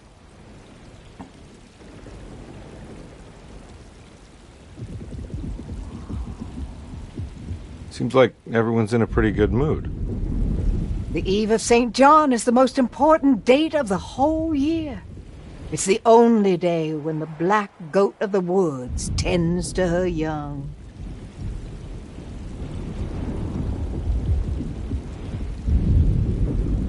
I'm gonna go look for Emily.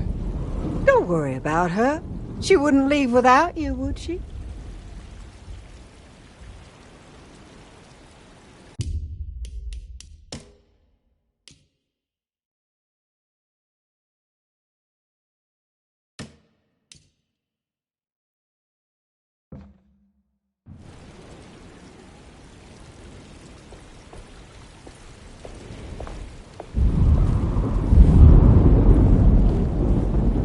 What are you looking for? Just keeping an eye out for the storm. Radio says it could be a wild one. You don't know where Emily is, do you? She's packing some of Jeremy's things. Said she wanted to take them away. I'm sure she'll come and get you when she's ready.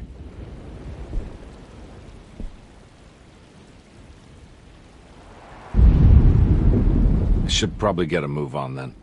See you around, compare.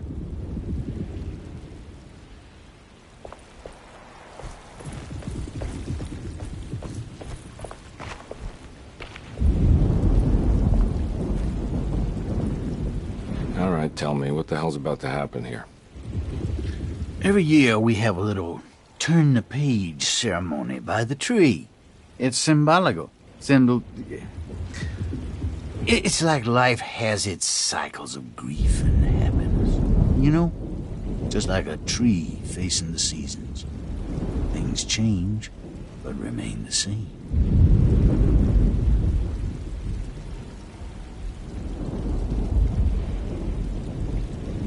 So this is basically New Year's Eve, but with a tree metaphor. Exactly. You're so smart. It's about starting again.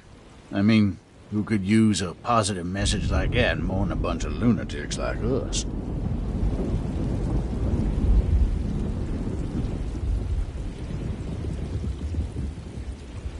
I get the feeling some of you think this year's gonna be special. Any idea why?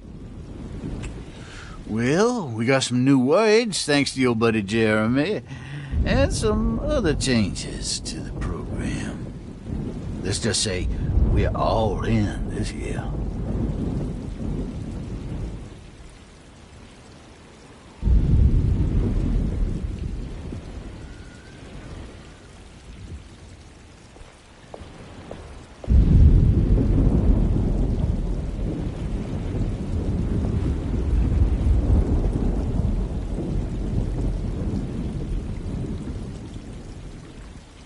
That is one impressive tree. More impressive than you could ever imagine.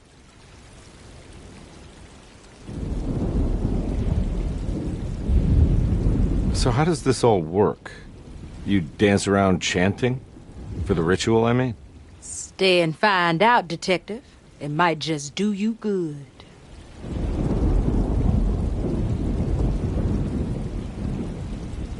You haven't seen Emily, have you? No, Detective. I haven't.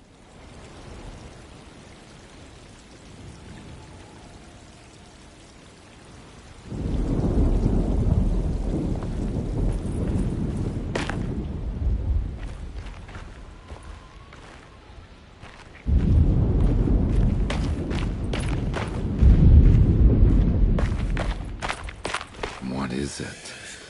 What do you want? Don't worry. I'll remember. You should have them.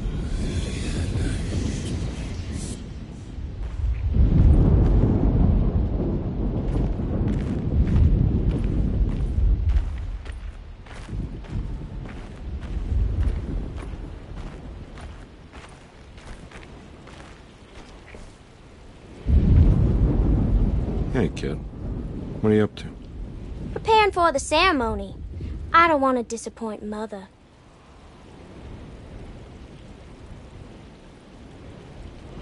What's your part in this? I'm the Cabernet Corn. It's very important. Only I can settle our debt.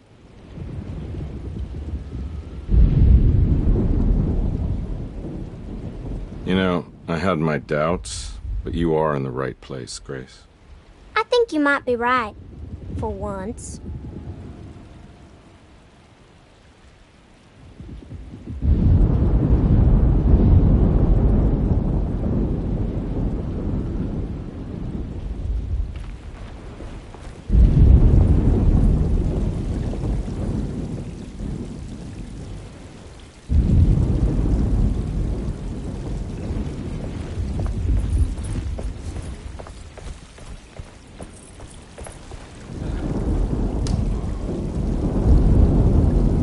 Everyone knows what to do?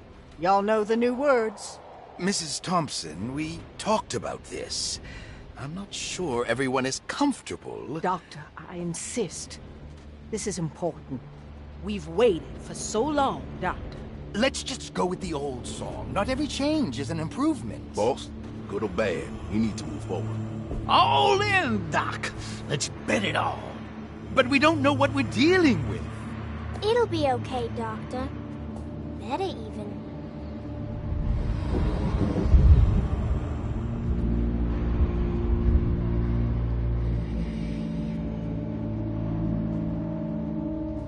Ever there praises in abundance to the black goat of the woods. Hear us, brother. Take pity on us. Take pity on us.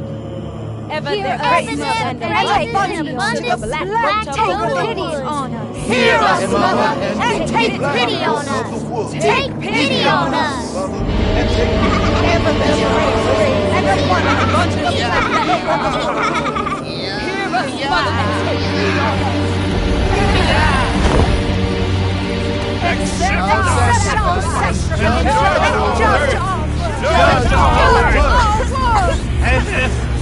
Stop! Are you crazy? This here's what needs to happen, Carnby. Grace! Stop! Stop! Shoot the ground! Shoot the ground!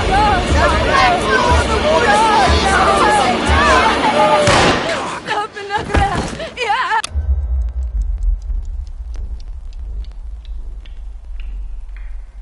Detective, get my uncle out of here!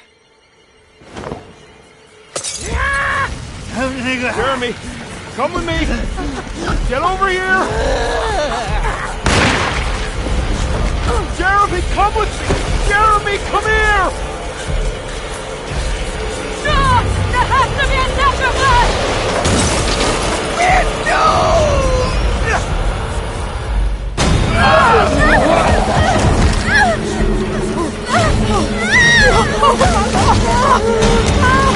Just Jeremy. Come on.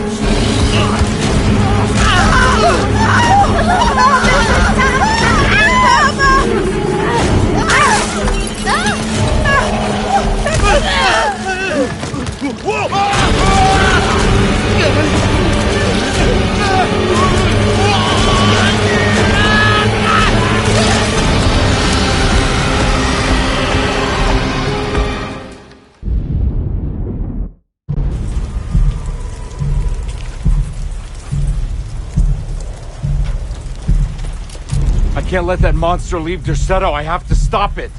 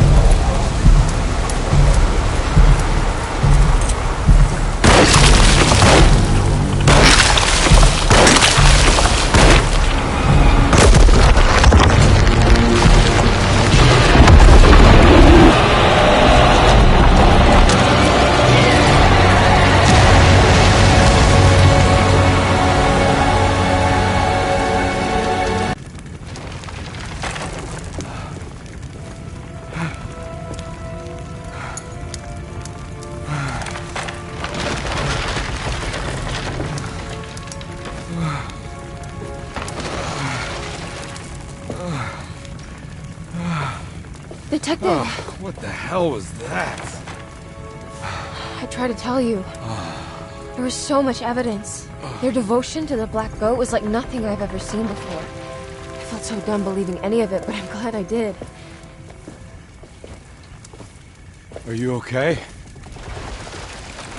Everything is out of order. This isn't the way the story goes. I shouldn't be alive. Yeah. Oh, you're welcome, buddy. How are you doing, sweetie? I kinda like it. You ruined everything, but I'm not mad.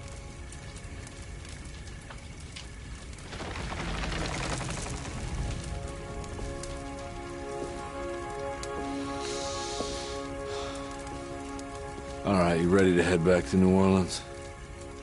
Come on, Jeremy. We're leaving. Can I come? I thought you said you didn't need saving. Don't leave her. She's important. Of course we're taking her with us. Yay, I'm important.